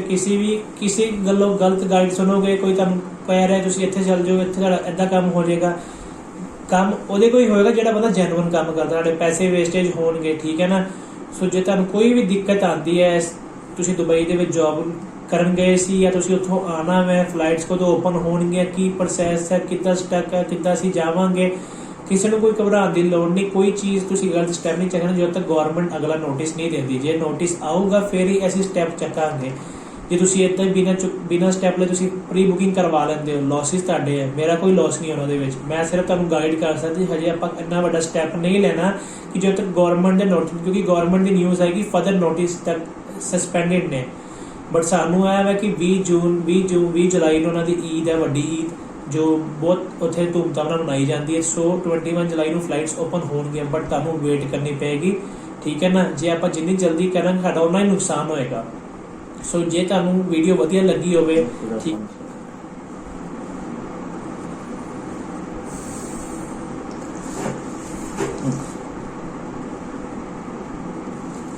ਤੇ ਅਗਲਾ ਸਵਾਲ ਮੇਰਾ ਇੱਕ ਹੋਰ ਸੀ ਅਦਾ ਕਿ ਜਿਹੜੇ ਆਲਰੇਡੀ ਉੱਥੇ ਜੋਬ ਕਰ ਰਹੇ ਨੇ, ਸਕਿੱਲਡ ਵਰਕਰ ਨੇ, ਹੁਣ ਉਹ ਲਾਇਸੈਂਸ ਵਗੈਰਾ ਵੀ ਲੈ ਲਿਆ ਉਹਨਾਂ ਨੇ, ਫੈਮਿਲੀ ਨੂੰ ਵੀ ਸਪਾਂਸਰ ਕਰ ਦਿੱਤਾ ਹੈ, ਤੇ ਕਾਰ ਵਗੈਰਾ ਕਿਸ ਤਰ੍ਹਾਂ ਰੈਂਟ ਲਈ ਲੈ ਸਕਦੇ ਨੇ ਜਾਂ ਪਰਚੇਸ ਕਰ ਸਕਦੇ ਨੇ? ਦੇਖੋ ਸਰ, ਜਿਹੜੀ ਕਾਰ ਰੈਂਟ ਵਾਸਤੇ ਹੈ, ਕਾਰ ਸਾਨੂੰ ਰੈਂਟ ਤੇ ਮਿਲ ਜਾਂਦੀ ਜਿਹੜੇ ਕੋਲ ਲਾਇਸੈਂਸ ਹੈਗਾ ਵਾ। ਲੈਟਸ ਸਪੋਜ਼ ਤੁਸੀਂ ਨਵੀਂ ਕਾਰ ਨਹੀਂ ਲੈਣਾ ਚਾਹੁੰਦੇ, ਤੁਸੀਂ ਸ਼ਾਰਟ ਡਰੈਸ ਤੁਹਾਨੂੰ ਕਾਰ ਚਾਹੀਦੀ 1 ਮੰਥ ਵਾਸਤੇ ਜਾਂ 20 ਡੇਜ਼ ਵਾਸਤੇ, ਪਰ ਡੇ ਦੇ ਸਾਨੂੰ ਚਾਹੀਦੀ ਹੈ। ਉਹਦੇ ਵਾਸਤੇ ਕੀ ਪ੍ਰੋਸੈਸ ਹੈ, ਉੱਥੇ ਆਫਿਸਿਸ ਬਣੇ ਰੈਂਟ ਹੈ ਕਾਰ, ਠੀਕ ਹੈ। ਹਰ ਇੱਕ ਜਗ੍ਹਾ ਤੁਹਾਨੂੰ Dubai, Sharjah, Ajman, Ras al Khaimah, Fujairah, Abu Dhabi ਚ ਆਫਿਸਿਸ, ਹਰ ਇੱਕ ਬ੍ਰਾਂਚੇਸ ਹੈਗੇ ਜਿੱਥੇ ਲਿਖਿਆ ਰੈਂਟ ਹੈ ਕਾਰ। ਡਿਫਰੈਂਟ ਟਾਈਪਸ ਦੀ ਕਾਰ ਹੈ, ਡਿਫਰੈਂਟ ਟਾਈਪਸ ਦੇ ਰੈਂਟ ਹੈ, ਠੀਕ ਹੈ।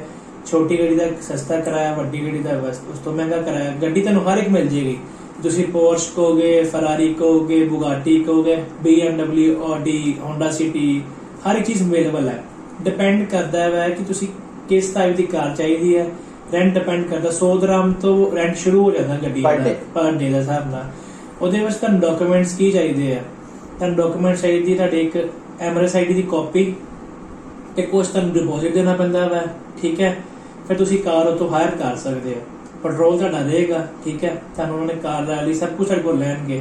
ਜੇ ਕੱਲ ਨੂੰ ਕਾਰ ਨੂੰ ਕੁਝ ਹੋ ਜਾਂਦਾ ਹੈ ਉਹਦੀ ਰਿਸਪੌਂਸਿਬਿਲਟੀ ਬੰਦੇ ਦੀ ਹੈ, ਠੀਕ ਹੈ। ਜੇ ਇਨ ਕੇਸ ਅਸੀਂ ਸਪੋਜ਼ ਕਰੋ ਕੋਈ ਟੂਰਿਸਟ ਬੰਦਾ ਜਾ ਰਿਹਾ, ਠੀਕ ਹੈ, ਉਹ ਕੈਨੇਡਾ ਦਾ, ਉਹਦਾ ਕੋਈ ਵੀਜ਼ਾ ਹੈਗਾ ਵਾ, ਉਹਦੇ ਕੋਲ ਕੈਨੇਡਾ ਦਾ ਲਾਇਸੈਂਸ ਹੈਗਾ ਜਾਂ ਆਸਟ੍ਰੇਲੀਆ ਦਾ ਲਾਇਸੈਂਸ ਹੈ, ਉਹ ਵੀ ਐਲੀਜੀਬਲ ਆ ਕਾਰ ਰੈਂਟ ਵਾਸਤੇ, ਕਿਉਂਕਿ ਉਹਨਾਂ ਕੋਲ ਇੰਟਰਨੈਸ਼ਨਲ ਲਾਇਸੈਂਸ ਹੈ। ਉਹ ਵੀ ਦੁਬਈ ਦੇ ਵਿੱਚ ਕਾਰ ਰੈਂਟ ਲੈ ਸਕਦੇ, ਕਿਉਂਕਿ ਮੋਸਟ ਤੁਹਾਨੂੰ ਵੀ ਪਤਾ ਹੈ ਸਾਡੇ ਜਿੰਨੇ ਵੀ ਇੰਡੀਅਨ ਸਿੰਗਰ ਹੈ, ਪੰਜਾਬੀ ਸਿੰਗਰ ਹੈ, ਪਰ ਡੇ ਦੇ ਅਕੋਰਡਿੰਗ ਤੁਹਾਨੂੰ ਚਾਹੀਦੀ ਹੈ, ਮੰਥਲੀ ਦੇ ਅਕੋਰਡਿੰਗ ਤੁਹਾਨੂੰ ਥੋੜਾ ਜਿਹਾ ਡਿਸਕਾਊਂਟ ਮਿਲ ਕੇ ਉਹ ਐਵਰੇਜ ਪ੍ਰਾਈਸ ਇਹ ਸਿਰਫ ਹੈ ਕਿ ਜੇ ਬੰਦਾ ਉੱਥੇ ਘੁੰਮਣ ਫਿਰਨ ਵਾਸਤੇ ਆਈ ਹੈ, ਕਿਸੇ ਨੂੰ ਉਹਦੀ ਕਾਰ ਸਰਵਿਸ ਵਾਸਤੇ ਗਈ ਹੈ, ਤੁਹਾਨੂੰ ਉਸ ਟਾਈਮ ਵਾਸਤੇ ਕਾਰ ਚਾਹੀਦੀ ਹੈ, ਤਦ ਲੈਂਦਾ ਰੈਂਟ ਕਾਰ ਦਾ ਫਾਇਦਾ ਹੈ। ਜੇ ਤੁਸੀਂ ਇੱਥੇ ਪਰਮਨੈਂਟ ਰਹਿ ਰਹੇ ਹੋ, ਤੁਹਾਨੂੰ ਡੇਲੀ ਕਾਰ ਚਾਹੀਦੀ, ਫਿਰ ਤੁਹਾਨੂੰ ਫਾਇਦਾ, ਤੁਹਾਨੂੰ ਕੋਸਟਲੀ ਪਵੇਗੀ। ਜਿੰਨੇ ਤੁਸੀਂ ਮੰਥਲੀ ਪੇ ਕਰੋਗੇ 2000 ਚੋਂ ਤੁਹਾਨੂੰ ਉਨੀ ਕਾਰ ਮਿਲ ਜਾਣੀ ਹੈ। 4-5000 ਦੇ ਵਿੱਚ ਕਾਰ ਮਿਲ ਜਾਂਦੀ ਹੈ। ਸੋ ਜੇ ਤੁਸੀਂ 2 ਮਹੀਨੇ 4-5000 ਦੇ ਵਿੱਚ ਨਵੀਂ ਕਾਰ, ਸੈਕੰਡ ਹੈਂਡ ਕਾਰ ਮਿਲ ਜਾਂਦੀ ਹੈ, ਜਿਹਦੇ ਵਿੱਚ ਤੁਹਾਨੂੰ ਇੰਸ਼ੋਰੈਂਸ ਵੀ ਵਿੱਚ ਹੀ ਮਿਲ ਜਾਂਦੀ ਹੈ। ਆਰਸੀ ਵੀ ਤੁਹਾਡੀ, ਆਰਸੀ ਨੂੰ ਉੱਥੇ ਇੰਡੀਆ 'ਚ ਆਰਸੀ ਕਿਹਾ ਜਾਂਦਾ, ਉੱਥੇ ਮੁਲਕੀਆ ਕਹਿੰਦੇ ਆ। ਮੁਲਕੀਆ ਦੇ ਵਿੱਚ ਸਿਰਫ ਮੁਲਕੀਆ ਹੀ ਹੁੰਦਾ, ਉਹਦੇ ਵਿੱਚ ਸਭ ਕੁਝ ਹੁੰਦਾ ਹੈ, ਇੰਸ਼ੋਰੈਂਸ ਵਗੈਰਾ ਹਰ ਇੱਕ ਚੀਜ਼ ਹੁੰਦੀ ਹੈ। ਔਰ ਸੋ ਜੇ ਤੁਸੀਂ ਉੱਥੇ ਪਰਮਾਨੈਂਟ ਰਹਿ ਰਹੇ ਹੋ ਤੇ ਤੁਹਾਨੂੰ ਰੈਂਟ ਕਾਰ ਨਹੀਂ ਜਾਣਾ ਚਾਹੀਦਾ, ਕਿਉਂਕਿ ਤੁਹਾਡਾ ਉੱਥੇ ਲਾਸ ਹੋਏਗਾ।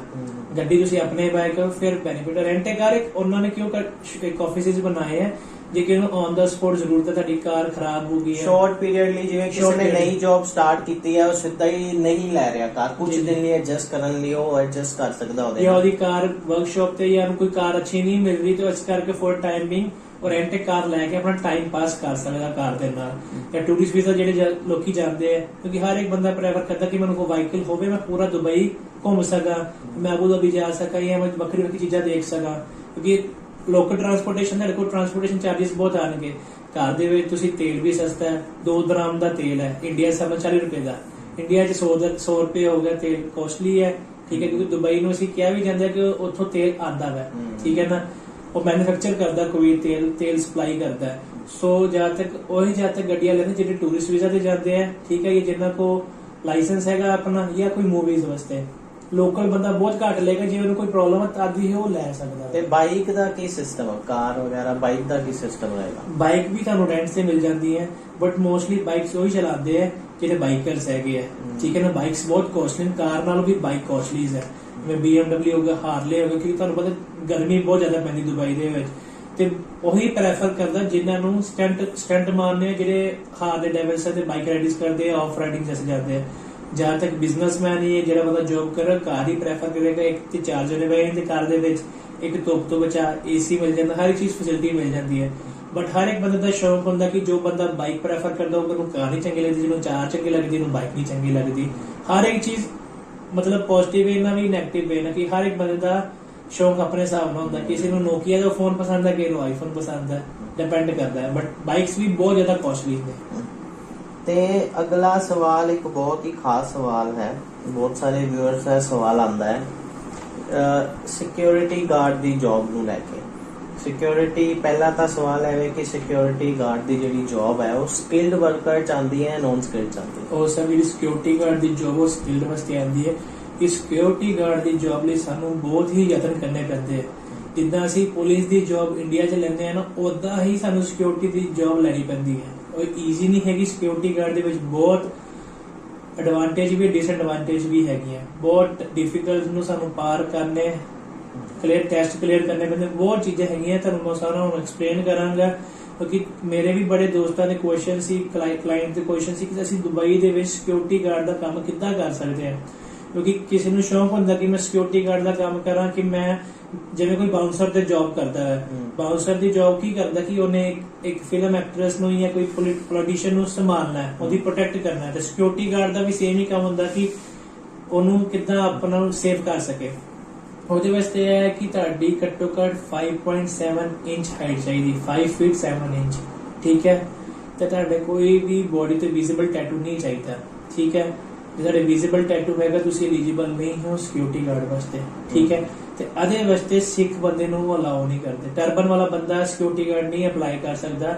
90% ਕੰਪਨੀ ਟਰਬਨ ਵਾਲੇ ਬੰਦੇ ਨਹੀਂ ਲੈਂਦੀ, 10% ਕੰਪਨੀ ਟਰਬਨ ਵਾਲੇ ਬੰਦੇ ਲੈ ਲੈਂਦੀ ਹੈ, ਠੀਕ ਹੈ। ਉਸ ਤੋਂ ਦੂਜੀ ਗੱਲ, ਇਹਦੇ ਵਾਸਤੇ ਸਾਨੂੰ ਸੀਰਤ ਟੈਸਟ ਕਲੀਅਰ ਕਰਨਾ ਪੈਂਦਾ। ਸੀਰਤ ਟੈਸਟ ਹੁੰਦਾ ਫਿਜ਼ੀਕਲ ਟੈਸਟ, ਠੀਕ ਹੈ।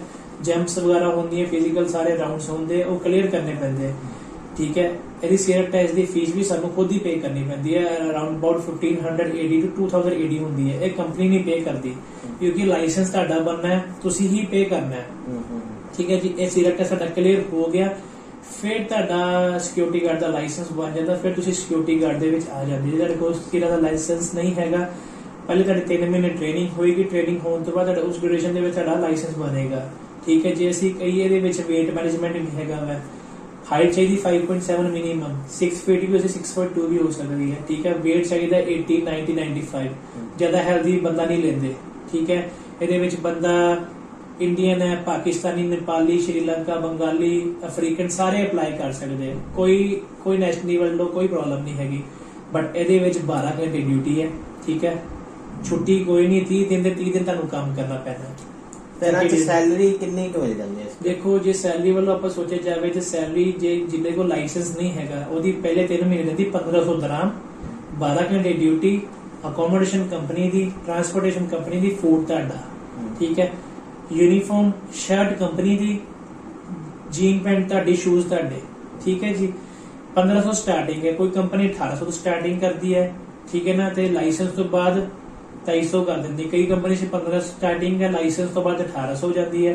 ਕਈ ਕੰਪਨੀ ਸਟਾਰਟਿੰਗ 1800 ਤੇ ਲਾਇਸੈਂਸ ਤੋਂ ਬਾਅਦ 2200 ਹੋ ਜਾਂਦੀ ਹੈ। 2200 ਦਰਾਮ ਤੋਂ ਤੇ ਸੈਲਰੀ ਕਿਸੇ ਦੀ ਨਹੀਂ ਹੈਗੀ ਸਿਕਿਉਰਿਟੀ ਗਾਰਡ ਦੇ ਵਿੱਚ। ਸਿਕਿਉਰਿਟੀ ਗਾਰਡ ਦੇ ਵਿੱਚ ਕੰਪਨੀ ਵੀਜ਼ਾ ਨਹੀਂ ਦਿੰਦੀ, ਕੰਪਨੀ ਵੀਜ਼ੇ ਤੇ ਪੈਸੇ ਕੱਟਦੀ ਹੈ। Security but all over UAE ਦੇ ਵਿੱਚ ਕੋਈ ਵੀ ਕੰਪਨੀ ਤੁਹਾਨੂੰ ਵੀਜ਼ੇ ਤੇ ਪੈਸੇ ਕੱਟਦੀ ਕਿਉਂਕਿ ਕੰਪਨੀ ਨਹੀਂ ਪ੍ਰੋਵਾਈਡ ਕਰਦੀ। ਕਿਉਂਕਿ ਉਹਦੇ ਵਿੱਚ ਇਹ ਹੈ ਕਿ ਕਈ ਕੰਪਨੀ ਮੋਸਟਲੀ 99 ਕੰਪਨੀਆਂ ਪੈਸਾ ਕੱਟਦੀ, ਕੰਪਨੀ ਜਿਹੜੇ 1-2 ਕੰਪਨੀ ਜਿਹੜੇ ਪੈਸੇ ਨਹੀਂ ਕੱਟਦੀ। ਤੇ ਸਕਿਲਡ ਜਾਂ ਅਨਸਕਿਲਡ ਵਰਕਰਸ ਲਈ ਹੈ ਜਾਂ ਦੋਨੋਂ ਵਰਕਰਸ ਲਈ ਹੀ ਕੀ ਕਹਿੰਦੇ ਵੀਜ਼ਾ ਦੀ ਫੀਸ ਕੱਟੀ ਜਾਂਦੀ ਹੈ? ਇਹ ਦੋਵੇਂ ਵਾਸਤੇ ਸੇਮ ਹੈ। ਬਸ ਉਹਨਾਂ ਨੇ ਕੀ ਦੇਖਣਾ, ਤੁਹਾਡੀ ਹਾਈਟ ਹੋਣੀ ਚਾਹੀਦੀ ਹੈ, ਵਿਜ਼ੀਬਲ ਟੈਟੂ ਨਹੀਂ ਹੋਣਾ ਚਾਹੀਦਾ, ਤੁਹਾਨੂੰ ਰੀਡ ਐਂਡ ਰਾਈਟ ਆਉਂਦਾ ਹੋਵੇ। ਕਿਉਂਕਿ ਜਿਸ ਅਨਸਕਿਲਡ ਹੈ ਉਹ ਪੜ੍ਹ ਤੇ ਸਕਦਾ ਨਾ ਕੀ ਲਿਖਿਆ, A ਲਿਖਿਆ ਕਿ B ਲਿਖਿਆ, C ਲਿਖਿਆ, ਜਾਂ ਕੁਝ ਨਾਮ ਲਿਖ ਸਕਦਾ, ਠੀਕ ਹੈ ਨਾ। ਜੇ ਉਹਨੂੰ ਕਿਸੇ ਨੇ ਗਾਈਡ ਕਰਤਾ ਕਿ ਉਹ ਬਾਕਸ ਚੱਕ ਕੇ ਲੈ ਕੇ ਆ, ਜਾਂ ਬਾਕਸ ਦੇ ਕੋਈ ਐਪਲ ਦਾ ਬਾਕਸ ਹੈ ਜਾਂ ਬਨਾਨਾ ਦਾ ਬਾਕਸ ਹੈ ਜਾਂ ਕਾਰਟੂਨ ਕੇ ਕਿਤੇ ਕੀ ਲਿਖਿਆ, ਉਹਨੂੰ ਚੀਜ਼ ਪੜ੍ਹਨਾ ਤਾਂ ਬਸ ਉਹੀ ਚੀਜ਼ ਮੈਟਰ ਕਰਦੀ ਹੈ ਉਹਨਾਂ ਵਾਸਤੇ ਕਿ ਰੀਡ ਐਂਡ ਰਾਈਟ ਕਰ ਸਕੇ। 12 ਆਵਰਸ ਦੀ ਡਿਊਟੀ ਹੈ। ਜੇ ਕੋਈ ਇਵੈਂਟ ਆ ਗਿਆ ਉੱਥੇ 15 ਆਵਰਸ ਵੀ ਲੱਗ ਜਾਂਦੇ ਆ, ਕਿਉਂਕਿ ਪਿੱਛੇ ਨਿਊ ਈਅਰ ਦੇ ਇਵੈਂਟ ਸੀ, 15 16 ਘੰਟੇ ਵੀ ਕਿਸੇ ਨੇ ਕੰਮ ਕੀਤਾ ਸਿਕਿਉਰਿਟੀ ਗਾਰਡ ਦੇ ਵਿੱਚ। ਇਹਦੇ ਨਾਲ ਮਤਲਬ ਤੁਹਾਨੂੰ ਜ਼ਿਆਦਾ ਤੱਕ ਸਿਕਿਉਰਿਟੀ ਗਾਰਡ ਦਾ ਕੰਮ ਪੁਲਿਸ ਦੇ ਨਾਲ ਵੀ ਹੈਗਾ, ਕਿਉਂਕਿ ਪੁਲਿਸ ਵੀ ਜਦੋਂ ਇਵੈਂਟਸ ਹੁੰਦੇ ਪੁਲਿਸ ਵੀ ਉੱਥੇ ਤੁਹਾਨੂੰ ਮਿਲੇਗੀ, ਸਿਕਿਉਰਿਟੀ ਗਾਰਡ ਵੀ ਉੱਥੇ ਹੋਏਗਾ, ਠੀਕ ਹੈ। ਡਿਫਰੈਂਟ ਕੰਪਨੀਜ਼ ਹੈ ਜਿਹੜੀ ਮੋਸਟ ਜਿਹੜੀ ਹਾਈਐਸਟ ਕੰਪਨੀ ਹੈਗੀ ਜਿਹੜੀ ਮਤਲਬ ਅੱਛਾ ਕੰਮ ਕਰਦੀ ਹੈ ਦੁਬਈ ਦੇ ਵਿੱਚ ਟਰਾਂਸਗਾਰਡ ਕੰਪਨੀ ਹੈਗੀ ਹੈ। ਜਿਵੇਂ ਇੰਡੀਆ ਦੇ ਵਿੱਚ ਜਿਵੇਂ ਅਸੀਂ ਕੈਸ਼ ਜਮ੍ਹਾਂ ਕਰਵਾਉਣ ਜਾਂਦੇ ਤੁਸੀਂ ਦੇਖਿਓ ਸਿਕਿਉਰਿਟੀ ਵਾਲੀ ਵੈਨਸ ਆਉਂਦੀ ਜਿਹੜੇ ਏਟੀਐਮ 'ਚ ਪੈਸੇ ਜਮ੍ਹਾਂ ਕਰਦੇ ਉੱਥੇ ਟਰਾਂਸਗਾਰਡ ਹੈ। ਟਰਾਂਸਗਾਰਡ ਦੇ ਵਿੱਚ ਟਰਾਂਸਗਾਰਡ ਦੀ ਕਿਚਨ ਵੀ ਆਉਂਦੀ, ਮੇਲ ਵੀ ਹੈ, ਫੀਮੇਲ ਵੀ ਹੈ। ਫੀਮੇਲਸ ਵੀ ਜੌਬ ਕਰਦੀ ਹੈ ਇਹਦੇ ਵਾਸਤੇ, ਬਟ ਫੀਮੇਲ ਦੀ 5.3 ਹਾਈਟ ਚਾਹੀਦੀ ਹੈ। ਜਿੰਨੇ ਵੀ ਦੁਬਈ ਮਾਲ ਦੇ ਵਿੱਚ ਮੋਸਟਲੀ ਟਰਾਂਸਗਾਰਡ ਦਾ ਹੀ ਕੰਮ ਹੈ। ਸਭ ਕੋ ਪ੍ਰੋਜੈਕਟਸ ਹੁੰਦੇ ਆ ਟਰਾਂਸਗਾਰਡ ਸਿਕਿਉਰਿਟੀ ਗਾਰਡ ਵਾਸਤੇ। ਬਹੁਤ ਕੰਪਨੀਆਂ ਨੇ ਜਿਨ੍ਹਾਂ ਕੋ ਪ੍ਰੋਜੈਕਟ ਨੇ, ਉਹ ਮੁੰਡੇ ਹਾਇਰ ਕਰਦੀ ਹੈ, ਡਿਪਲੋਏ ਕਰ ਦਿੰਦੀਆਂ ਅੱਗੇ। ਤੇ ਇਹ ਜਿਹੜੇ 16 ਆਵਰਸ ਦੀ ਅਗਰ ਤੁਸੀਂ ਕਹਿ ਰਹੇ ਹੋ ਜੋਬ 12 ਘੰਟੇ ਤਾਂ ਹੋ ਗਏ, 4 ਘੰਟੇ ਅਗਰ ਐਕਸਟਰਾ ਦਾ ਕੁਝ ਐਕਸਟਰਾ ਵੀ ਪੇ ਹੁੰਦਾ। ਜੇ ਕੋਈ ਇਵੈਂਟ ਹੈ ਜੇ ਤੁਹਾਨੂੰ 12 ਘੰਟੇ ਤੁਸੀਂ ਜੇ ਤੁਹਾਨੂੰ ਗਵਰਨਮੈਂਟ ਦੇ ਲੋਕ ਤੇ ਸਾਨੂੰ ਤੁਸੀਂ ਕੋ 12 ਘੰਟੇ ਤੁਹਾਨੂੰ ਕੰਮ ਕਰਨਾ ਹੈ, ਜੇ ਤੁਸੀਂ 16 ਘੰਟੇ ਕੰਮ ਕਰਦੇ ਹੋ ਤੁਹਾਨੂੰ ਉਹਦੇ ਐਕਸਟਰਾ ਚਾਰजेस ਪੇ ਕਰਦੇ ਆ, ਕਿਉਂਕਿ ਤੁਸੀਂ ਐਦਾਂ ਤੁਸੀਂ ਐਲੀਜੀਬਲ ਹੀ ਨਹੀਂ ਹੋ ਕਿ ਜੇ ਤੁਸੀਂ 16 ਘੰਟੇ ਕੰਮ ਕਰੋ ਸੈਲਰੀ 12 ਘੰਟੇ ਵਾਲੀ। ਗਵਰਨਮੈਂਟ ਕਹਿੰਦੀ ਜੇ ਬੰਦਾ ਜਿੰਨੇ ਘੰਟੇ ਕੰਮ ਕਰੇ ਉਹਨੂੰ ਉਸ ਹਿਸਾਬ ਨਾਲ ਪੈਸੇ ਦੇਣੇ ਪੈਣਗੇ। ਠੀਕ ਹੈ। ਤੇ ਅਗਲਾ ਇੱਕ ਸਾਡਾ ਸਵਾਲ ਹੈ ਟਰਬਨ ਨੂੰ ਲੈ ਕੇ ਸੀ ਕਿ ਤੁਸੀਂ ਜਿਸ ਤਰ੍ਹਾਂ ਕਹੇ ਕਿ ਕੁਝ 90% ਕੰਪਨੀਆਂ ਟਰਬਨ ਦੇ ਕਾਰਨ ਸਿਕਿਉਰਿਟੀ ਗਾਰਡ ਦੀ ਜੌਬਸ ਨਹੀਂ, ਮਤਲਬ ਜਿਸ ਬੰਦਿਆਂ ਨੇ ਟਰਬਨ ਹੁੰਦੀ ਹੈ ਉਹ ਨਹੀਂ ਅਪਲਾਈ ਕਰ ਸਕਦੇ। ਹੋਰ ਕੋਈ ਵੀ ਰੈਸਟ੍ਰਿਕਸ਼ਨ ਹੈ ਟਰਬਨ ਨੂੰ ਲੈ ਕੇ? ਨਹੀਂ ਸਰ, ਬਸ ਸਿਰਫ ਜਿਹੜੀ ਹੈਗੀ ਪ੍ਰੋਬਲਮ ਉਹ ਸਿਰਫ ਟਰਬਨ ਕਰਕੇ ਮੋਸਟਲੀ ਕੰਪਨੀ ਟਰਬਨ ਵਾਲਾ ਬੰਦਾ ਨਹੀਂ ਲੈਂਦੀ। ਠੀਕ ਹੈ, ਕੋਈ ਲੋਕੀ ਤੇ ਸਿਕਿਉਰਿਟੀ ਗਾਰਡ ਨਹੀਂ ਹੈ, ਦੂਸਰੀ ਜੌਬਸ ਦੀ ਗੱਲ ਨਹੀਂ, ਸਿਰਫ ਸਿਕਿਉਰਿਟੀ ਗਾਰਡ ਦੇ ਵਿੱਚ ਹੀ ਇਹ ਪ੍ਰੋਬਲਮ ਹੈਗੀ ਕਿ ਟਰਬਨ ਵਾਲੇ ਬੰਦੇ ਨੂੰ ਨਹੀਂ ਲੈਂਦੇ। ਬਾਕੀ ਤੇ ਕੋਈ ਵੀ ਕੰਮ ਹੋਵੇ ਕਲੀਨਰ ਦਾ, ਅੱਛੀ ਡੈਜ਼ਿਗਨੇਸ਼ਨ ਬੈਂਕਿੰਗ ਵਾਲੇ ਦਾ, ਬਾਕੀ 'ਚ ਕੋਈ ਦਿੱਕਤ ਨਹੀਂ ਹੈ। ਇਹਦੇ ਵਿੱਚ ਸਿਰਫ ਪ੍ਰੋਬਲਮ ਆਉਂਦੀ ਕਿ ਟਰਬਨ ਵਾਲਾ ਬੰਦਾ ਨਹੀਂ ਲੈਂਦੇ ਕੰਪਨੀ। ਠੀਕ ਹੈ। ਅਗਲਾ ਦੂਸਰਾ ਸਾਡਾ ਸਵਾਲ ਹੈ, ਅਸੀਂ ਜੌਬ ਬਾਰੇ ਡਿਸਕਸ ਕਰ ਲਿਆ, ਵੀਜ਼ਾ ਬਾਰੇ ਡਿਸਕਸ ਕੀਤਾ, ਅਸੀਂ ਫੈਮਿਲੀ ਸਪਾਂਸਰ, ਕਾਰ ਰੈਂਟ, ਸਾਰੀ ਚੀਜ਼ਾਂ ਬਾਰੇ ਡਿਸਕਸ ਕੀਤਾ। ਇੱਕ ਆਖਰੀ ਸਵਾਲ ਇਹ ਹੈ ਕਿ ਬਿਜ਼ਨਸ ਓਪਨ ਕੀਤਾ ਜਾ ਸਕਦਾ ਉੱਥੇ?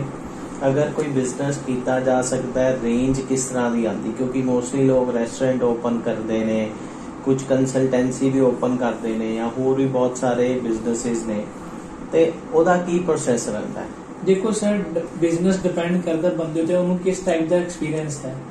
ਬਿਜ਼ਨਸ ਓਪਨ ਵਾਸਤੇ ਘੱਟੋ ਘੱਟ ਤੁਹਾਡੇ ਕੋ minimum 30,000 AD to maximum 50,000 AD ਚਾਹੀਦਾ ਹੈ। 30,000 ਆਲਮੋਸਟ ਤੁਹਾਡਾ ਕਿੰਨਾ 6 ਲੱਖ ਰੁਪਏ ਹੋ ਗਏ ਇੰਡੀਆ ਹਿਸਾਬ ਨਾਲ। ਆਲਮੋਸਟ 6 ਲੱਖ ਤੁਹਾਨੂੰ ਚਾਹੀਦੇ, ਕਿਉਂਕਿ ਜੇ ਤੁਸੀਂ ਛੋਟਾ ਆਫਿਸ ਵੀ ਖੋਲਦੇ ਹੋ, ਈਵਨ ਤੁਹਾਡੇ ਡਿਪੈਂਡ ਤੁਸੀਂ ਕਿੱਦਾਂ ਕਰ, ਜੇ ਤੁਸੀਂ ਇੱਕ ਰੈਸਟੋਰੈਂਟ ਖੋਲ ਰਹੇ ਹੋ ਜਾਂ ਕੈਫੇਟੇਰੀਆ ਖੋਲ ਰਹੇ ਹੋ, ਤੁਹਾਡੇ ਕੋਲ 50,000 AD ਦਾ ਬਜਟ ਚਾਹੀਦਾ ਹੈ। ਜੇ ਤੁਸੀਂ ਨया ਰੈਸਟੋਰੈਂਟ ਖੋਲ ਰਹੇ ਹੋ ਤਾਂ 50,000 ਤੋਂ ਅਪ ਵੀ ਜਾ ਸਕਦਾ ਹੈ। ਠੀਕ ਹੈ ਨਾ। ਜੇ ਤੁਸੀਂ ਰੈਸਟੋਰੈਂਟ ਖੋਲ ਰਹੇ ਹੋ, ਇੱਕ ਰੈਂਟ ਵਾਲਾ ਰੈਸਟੋਰੈਂਟ ਲੈ ਰਹੇ, ਕੋਈ ਬੰਦਾ ਆਪਣਾ ਰੈਸਟੋਰੈਂਟ ਸੇਲ ਕਰ ਰਿਹਾ, ਠੀਕ ਹੈ ਨਾ, ਉਹਦੇ ਵਿੱਚ ਤੁਹਾਡੇ ਪੈਸੇ ਬਚ ਸਕਦੇ ਆ। ਠੀਕ ਹੈ ਨਾ, ਕਿਉਂਕਿ ਮੋਸਟਲੀ ਖਰਚਾ 15 ਤੋਂ 20,000 AD ਸਿਰਫ ਉਹਦੇ ਹੀ ਫੀਸ ਆਣੀ ਲਾਇਸੈਂਸ ਦੀ, ਬਾਕੀ ਪਰਮਿਸ਼ਨ ਲੈਣੀ, ਠੀਕ ਹੈ, ਪਾਰਕਿੰਗ ਦੀ ਪਰਮਿਸ਼ਨ ਲੈਣੀ, ਬਲਦੀਆ ਦੀ ਪਰਮਿਸ਼ਨ ਲੈਣੀ, ਮੈਡੀਕਲ ਫੀਸ, ਹਰ ਇੱਕ ਚੀਜ਼, ਡਾਇਰੈਕਸ਼ਨ ਬਣਵਾਣੀ, ਹਰ ਇੱਕ ਚੀਜ਼ ਬਹੁਤ ਵੱਡਾ ਪ੍ਰੋਸੈਸ ਹੈ। ਸੋ ਜੇ ਕਿਸੇ ਨੇ ਬਿਜ਼ਨਸ ਖੋਲਣਾ, 90% ਲੋਕੀ ਕੀ ਕਰਦੇ, ਜਿਹੜੇ ਬਿਜ਼ਨਸ ਚੱਲਦਾ ਪਿਆ ਜਾਂ ਉਹ ਸੇਲ ਕਰ ਰਹੇ ਉਹਨੂੰ ਲੈ ਲੈਂਦੇ, ਉੱਥੇ ਪੈਸੇ ਘੱਟ ਲੱਗ ਜਾਂਦੇ ਆ। ਇਹ ਤੁਸੀਂ ਬਿਜ਼ਨਸ ਖੋਲਣਾ ਘੱਟ ਬਜਟ ਦੇ ਵਿੱਚ, ਤੇ ਬੈਸਟ ਆਪਸ਼ਨ ਤੁਸੀਂ ਦੁਬਈ ਫ੍ਰੀ ਜ਼ੋਨ ਦੇ ਵਿੱਚ ਖੋਲ ਸਕਦੇ, ਸ਼ਾਰਜਾ ਫ੍ਰੀ ਜ਼ੋਨ ਦੇ ਵਿੱਚ ਖੋਲ ਸਕਦੇ ਹੋ। 100% ਤੁਹਾਡੇ ਕੋਲ ਲਾਇਬਿਲਿਟੀਜ਼ ਹੈ, ਤੁਸੀਂ ਹੀ ਓਨਰ ਹੋਵੋਗੇ। ਜੇ ਤੁਸੀਂ ਬਾਹਰ ਮੇਨਲੈਂਡ 'ਚ ਖੋਲਦੇ ਹੋ, ਤੁਹਾਨੂੰ ਲੋਕਲ ਸਪਾਂਸਰ ਚਾਹੀਦਾ, ਜਿਹੜਾ ਦੁਬਈ ਦਾ ਨੈਸ਼ਨਲ ਹੋਵੇਗਾ ਉਹੀ ਸਪਾਂਸਰ ਤੁਹਾਨੂੰ ਕਰੇਗਾ, ਕਿਉਂਕਿ ਉਹ 'ਚ ਸਪਾਂਸਰ ਹੋਣਾ ਜ਼ਰੂਰੀ ਹੈ। ਪਰ ਜੇ ਤੁਸੀਂ 100% ਮਾਲਕ ਨਹੀਂ ਬਣ ਸਕਦੇ, ਕਾਗਜ਼ਾਂ ਦੇ ਵਿੱਚ, ਪੇਪਰ ਦੇ ਵਿੱਚ ਤੁਹਾਨੂੰ ਲੋਕਲ ਸਪਾਂਸਰ ਚਾਹੀਦਾ ਹੈ। ਬਟ ਫ੍ਰੀ ਜ਼ੋਨ ਕੰਪਨੀ ਦੇ ਵਿੱਚ ਤੁਸੀਂ 100% ਮਾਲਕ ਹੋ ਸਕਦੇ ਹੋ। ਤਾਂ ਫ੍ਰੀ ਜ਼ੋਨ ਇੱਕ ਅਲੱਗ ਸਪੇਸ ਹੈ ਜਿਹੜਾ ਤੁਸੀਂ ਕਹਿ ਰਹੇ ਹੋ। ਫ੍ਰੀ ਜ਼ੋਨ ਦੇ ਵਿੱਚ ਜਿਹੜੀ ਵੀ ਕੰਪਨੀਆਂ ਓਪਨ ਹੈ, ਜਿਹੜੇ ਆਫਿਸਿਸ ਨੇ, ਉਹ 100% ਤੁਸੀਂ ਓਨਰ ਰਹਿੰਦੇ ਹੋ। ਅਗਰ ਤੁਸੀਂ ਬਾਹਰ ਕਿਸੇ ਮੇਨਲੈਂਡ ਤੇ ਸਪੋਜ਼ ਕੋਈ ਰੈਸਟੋਰੈਂਟ ਤੁਸੀਂ ਮੇਨ ਰੋਡ ਤੇ ਓਪਨ ਕਰ ਰਹੇ ਹੋ, ਜਾਂ ਕਿਸੇ ਮੇਨ ਬਿਲਡਿੰਗ ਦੇ ਵਿੱਚ, ਮਾਲ ਦੇ ਵਿੱਚ ਓਪਨ ਕਰ ਰਹੇ ਹੋ, ਤੇ ਉਹਦੇ ਲਈ ਤੁਹਾਨੂੰ ਉੱਥੋਂ ਦੇ ਲੋਕਲ ਬੰਦੇ ਦੀ ਵਿੱਚ ਇਨਵੈਸਟਮੈਂਟ ਜ਼ਰੂਰੀ ਹੈ। ਲੋਕਲ ਬੰਦਾ ਇਨਵੈਸਟਮੈਂਟ ਨਾ ਵੀ ਕਰੇ, ਬਟ ਉਹਦਾ ਇੱਕ ਨਾਮ ਜ਼ਰੂਰੀ ਚਾਹੀਦਾ ਲੋਕਲ ਸਪਾਂਸਰ ਦਾ। ਉਹਦਾ ਕੁਝ ਸ਼ੇਅਰਸ ਉਹਦੇ 'ਚ ਚਾਹੀਦੇ, ਭਾਵੇਂ ਉਹ 10% ਹੋਣ ਜਾਂ 5% ਹੋਣ। ਨਾਲੇ ਤੁਹਾਨੂੰ ਹਰ ਸਾਲ ਬਾਅਦ ਉਹਨੂੰ ਫੀਸਿਸ, ਉਹਦੀ ਜਿਹੜੀ ਚਾਰजेस ਉਹ ਵੀ ਤੁਹਾਨੂੰ ਪੇ ਕਰਨੇ ਪੈਣਗੇ। ਹਰ ਕੋਈ ਲੋਕਲ ਸਪਾਂਸਰ 10,000 ਲੈਂਦਾ ਹੈ, ਕੋਈ 5,000 ਲੈਂਦਾ, ਕਿਉਂਕਿ ਸਪਾਂਸਰ ਕੀ ਹੁੰਦਾ ਹੈ, ਗਵਰਨਮੈਂਟ ਕਹਿੰਦੀ ਕਿ ਇਹ ਜਿਹੜਾ ਬੰਦਾ ਆਫਿਸ ਖੋਲ ਰਿਹਾ ਉਹਦਾ ਕੋਈ ਲੋਕਲ ਸਪਾਂਸਰ ਹੈ, ਕਿ ਕੱਲ ਨੂੰ ਬੰਦਾ ਕੋਈ ਫਰਾਡ ਕਰਕੇ ਭੱਜ ਜਾਂਦਾ, ਉਹ ਕੌਣ ਰਿਸਪੌਂਸਿਬਲ ਹੈ? Local sponsor. ਇਸ ਕਰਕੇ ਲੋਕਲ ਸਪਾਂਸਰ ਨੂੰ ਲਿਆ ਜਾਂਦਾ ਉਹਦੇ ਵਾਸਤੇ। ਤੇ ਦੂਸਰਾ, ਅਗਰ ਕੋਈ ਫ੍ਰੀ ਜ਼ੋਨ ਦੇ ਵਿੱਚ ਆਫਿਸ ਓਪਨ ਕਰਨਾ ਚਾਹੁੰਦਾ, ਅਸੀਂ ਆਪਣੇ ਵਿਊਅਰਸ ਨੂੰ ਵੀ ਦੱਸ ਦਈਏ, ਅਗਰ ਕੋਈ ਓਪਨ ਕਰਦਾ ਹੈ ਬਿਜ਼ਨਸ UAE ਦੇ ਵਿੱਚ, ਤੇ ਉਹ Dubai free zone, Sharjah free zone ਦੇ ਵਿੱਚ ਕਰ ਸਕਦੇ ਨੇ, ਜਿਹਦੇ ਚ ਮਿਨੀਮਮ ਇਨਵੈਸਟਮੈਂਟ ਤੁਹਾਡੀ 6 ਲੱਖ ਰੁਪਏ ਰਹਿੰਦੀ ਹੈ 30,000 AD ਦੇ ਵਿੱਚ। ਉਸ ਤੋਂ ਬਾਅਦ ਤੁਸੀਂ ਬਿਜ਼ਨਸ ਨੂੰ ਕਿੰਨਾ ਵਧਾ ਰਹੇ ਹੋ ਜਾਂ ਕਿਸ ਤਰ੍ਹਾਂ ਉਹਦੇ ਤੇ ਸਪੈਂਡਿੰਗ ਕਰ ਰਹੇ ਹੋ, ਮਾਰਕੀਟਿੰਗ ਕਰ ਰਹੇ ਹੋ, ਉਹ ਉਹਦੇ ਤੋਂ ਸੈਪਰੇਟ ਰਹੇਗੀ। ਤੁਹਾਡੀ ਮਿਨੀਮਮ ਕੋਸਟ ਜਿਹੜੀ ਆ ਉਹ 6 ਲੱਖ ਤੱਕ ਆਏਗੀ ਅਗਰ ਤੁਸੀਂ ਬਿਜ਼ਨਸ ਕਰਨਾ ਚਾਹੁੰਦੇ ਹੋ। ਤੇ ਇਸ ਅੱਜ ਦੀ ਵੀਡੀਓ ਦੇ ਵਿੱਚ ਅਸੀਂ ਬਹੁਤ ਸਾਰੇ ਸਵਾਲ ਪੁੱਛੇ, ਜੋ ਸਾਡੇ ਸਵਾਲ ਸੀ ਬਿਲਕੁਲ ਸਟਾਰਟ ਤੋਂ ਲੈ ਕੇ ਟੂਰਿਸਟ ਵੀਜ਼ਾ ਲੈ ਕੇ ਤੁਸੀਂ ਜੌਬ ਸਰਚ ਕਰ ਸਕਦੇ ਹੋ, ਸਟਾਰਟ ਤੋਂ ਲੈ ਕੇ ਐਂਡ ਤੱਕ ਕਿ ਬਿਜ਼ਨਸ ਅਗਰ ਤੁਸੀਂ ਓਪਨ ਕਰਨਾ ਹੈ ਉਹਦੇ ਬਾਰੇ ਆਪਾਂ ਸਾਰੇ ਆਪਣੇ ਸਵਾਲ ਅੱਜ ਪੁੱਛ ਲਏ ਹੈ ਤੇ ਬਹੁਤ ਸਾਰੇ ਡਾਊਟਸ ਕਲੀਅਰ ਵੀ ਹੋ ਗਏ ਹੋਣਗੇ। ਅਗਰ ਕਿਸੇ ਦਾ ਕੋਈ ਹੋਰ ਡਾਊਟ ਹੈ ਉਹ ਕਮੈਂਟ ਕਰ ਸਕਦਾ ਹੈ ਜਾਂ WhatsApp ਤੇ ਵੀ ਮੈਸੇਜ ਕਰ ਸਕਦਾ ਹੈ। ਉਹ ਵਿਸ਼ਵ ਜੀ ਨੂੰ ਕੰਟੈਕਟ ਕਰ ਸਕਦਾ ਹੈ ਜੋ ਹਾਈਟੈਕ ਕੰਸਲਟਿੰਗ ਗਰੁੱਪ ਕੰਪਨੀ ਚਲਾ ਰਹੇ ਨੇ, ਜੌਬ ਕੰਸਲਟੈਂਸੀ ਕੰਪਨੀ ਦੁਬਈ ਦੇ ਵਿੱਚ। ਉਹਨਾਂ ਨੂੰ ਮੈਸੇਜ ਕਰਕੇ ਕਮੈਂਟ ਕਰਕੇ ਤੁਸੀਂ ਆਪਣੇ ਸਾਰੇ ਸਵਾਲ ਪੁੱਛ ਸਕਦੇ ਹੋ। ਸੋ ਅੱਜ ਜਿੰਨੇ ਵੀ ਜਿਹਦੇ ਕੁਐਸਚਨ ਸੀ ਸਾਰੇ ਅਸੀਂ ਉਹਨਾਂ ਨੂੰ ਕਲੀਅਰ ਕੀਤੇ ਹੈ। ਸੋ ਜੇ ਤੁਹਾਡੇ ਵੀ ਕੁਐਸਚਨ ਹੈ ਤੁਸੀਂ ਸਭ ਮੈਨੂੰ ਪੁੱਛ ਸਕਦੇ ਹੋ, ਠੀਕ ਹੈ ਜੀ। ਸੋ ਲਾਸਟ ਅਸੀਂ ਇਹੀ ਦੱਸਣਾ ਚਾਹੁੰਦੇ ਤੁਹਾਨੂੰ, ਅਸੀਂ ਨਵੀਂ ਵੀਡੀਓ ਅਸੀਂ ਲਿਆਵਾਂਗੇ, ਜਿਹੜੇ ਕੋਈ ਕੁਐਸਚਨ ਰਹਿ ਗਏ ਉਹ 'ਚ ਅਸੀਂ ਨਵੀਂ ਵੀਡੀਓ ਬਣਾਵਾਂਗੇ ਕਿ ਸਾਡੇ ਜਿਹੜੇ ਵੀ ਕਲਾਇੰਟਸ ਹੈ, ਵਿਊਅਰਸ ਹੈ, ਦੇਖ ਰਹੇ ਉਹਨਾਂ ਨੂੰ ਇੱਕ ਨया ਟੌਪਿਕ ਮਿਲੇਗਾ, ਕੋਈ ਲੇਟੈਸਟ ਨਿਊਜ਼ ਹੋਏਗੀ ਫਲਾਈਟਸ ਰਿਲੇਟਡ ਉਹ ਵੀ ਦੱਸਾਂਗੇ। ਸੋ ਤੁਸੀਂ ਸਾਡੇ ਚੈਨਲ ਨਾਲ ਜੁੜੇ ਰਹੋ, ਠੀਕ ਹੈ। Stay tune, stay happy, be safe, have a good day from High Tech Consulting Group, Mr. Vishal Arora from High Tech Consulting Group.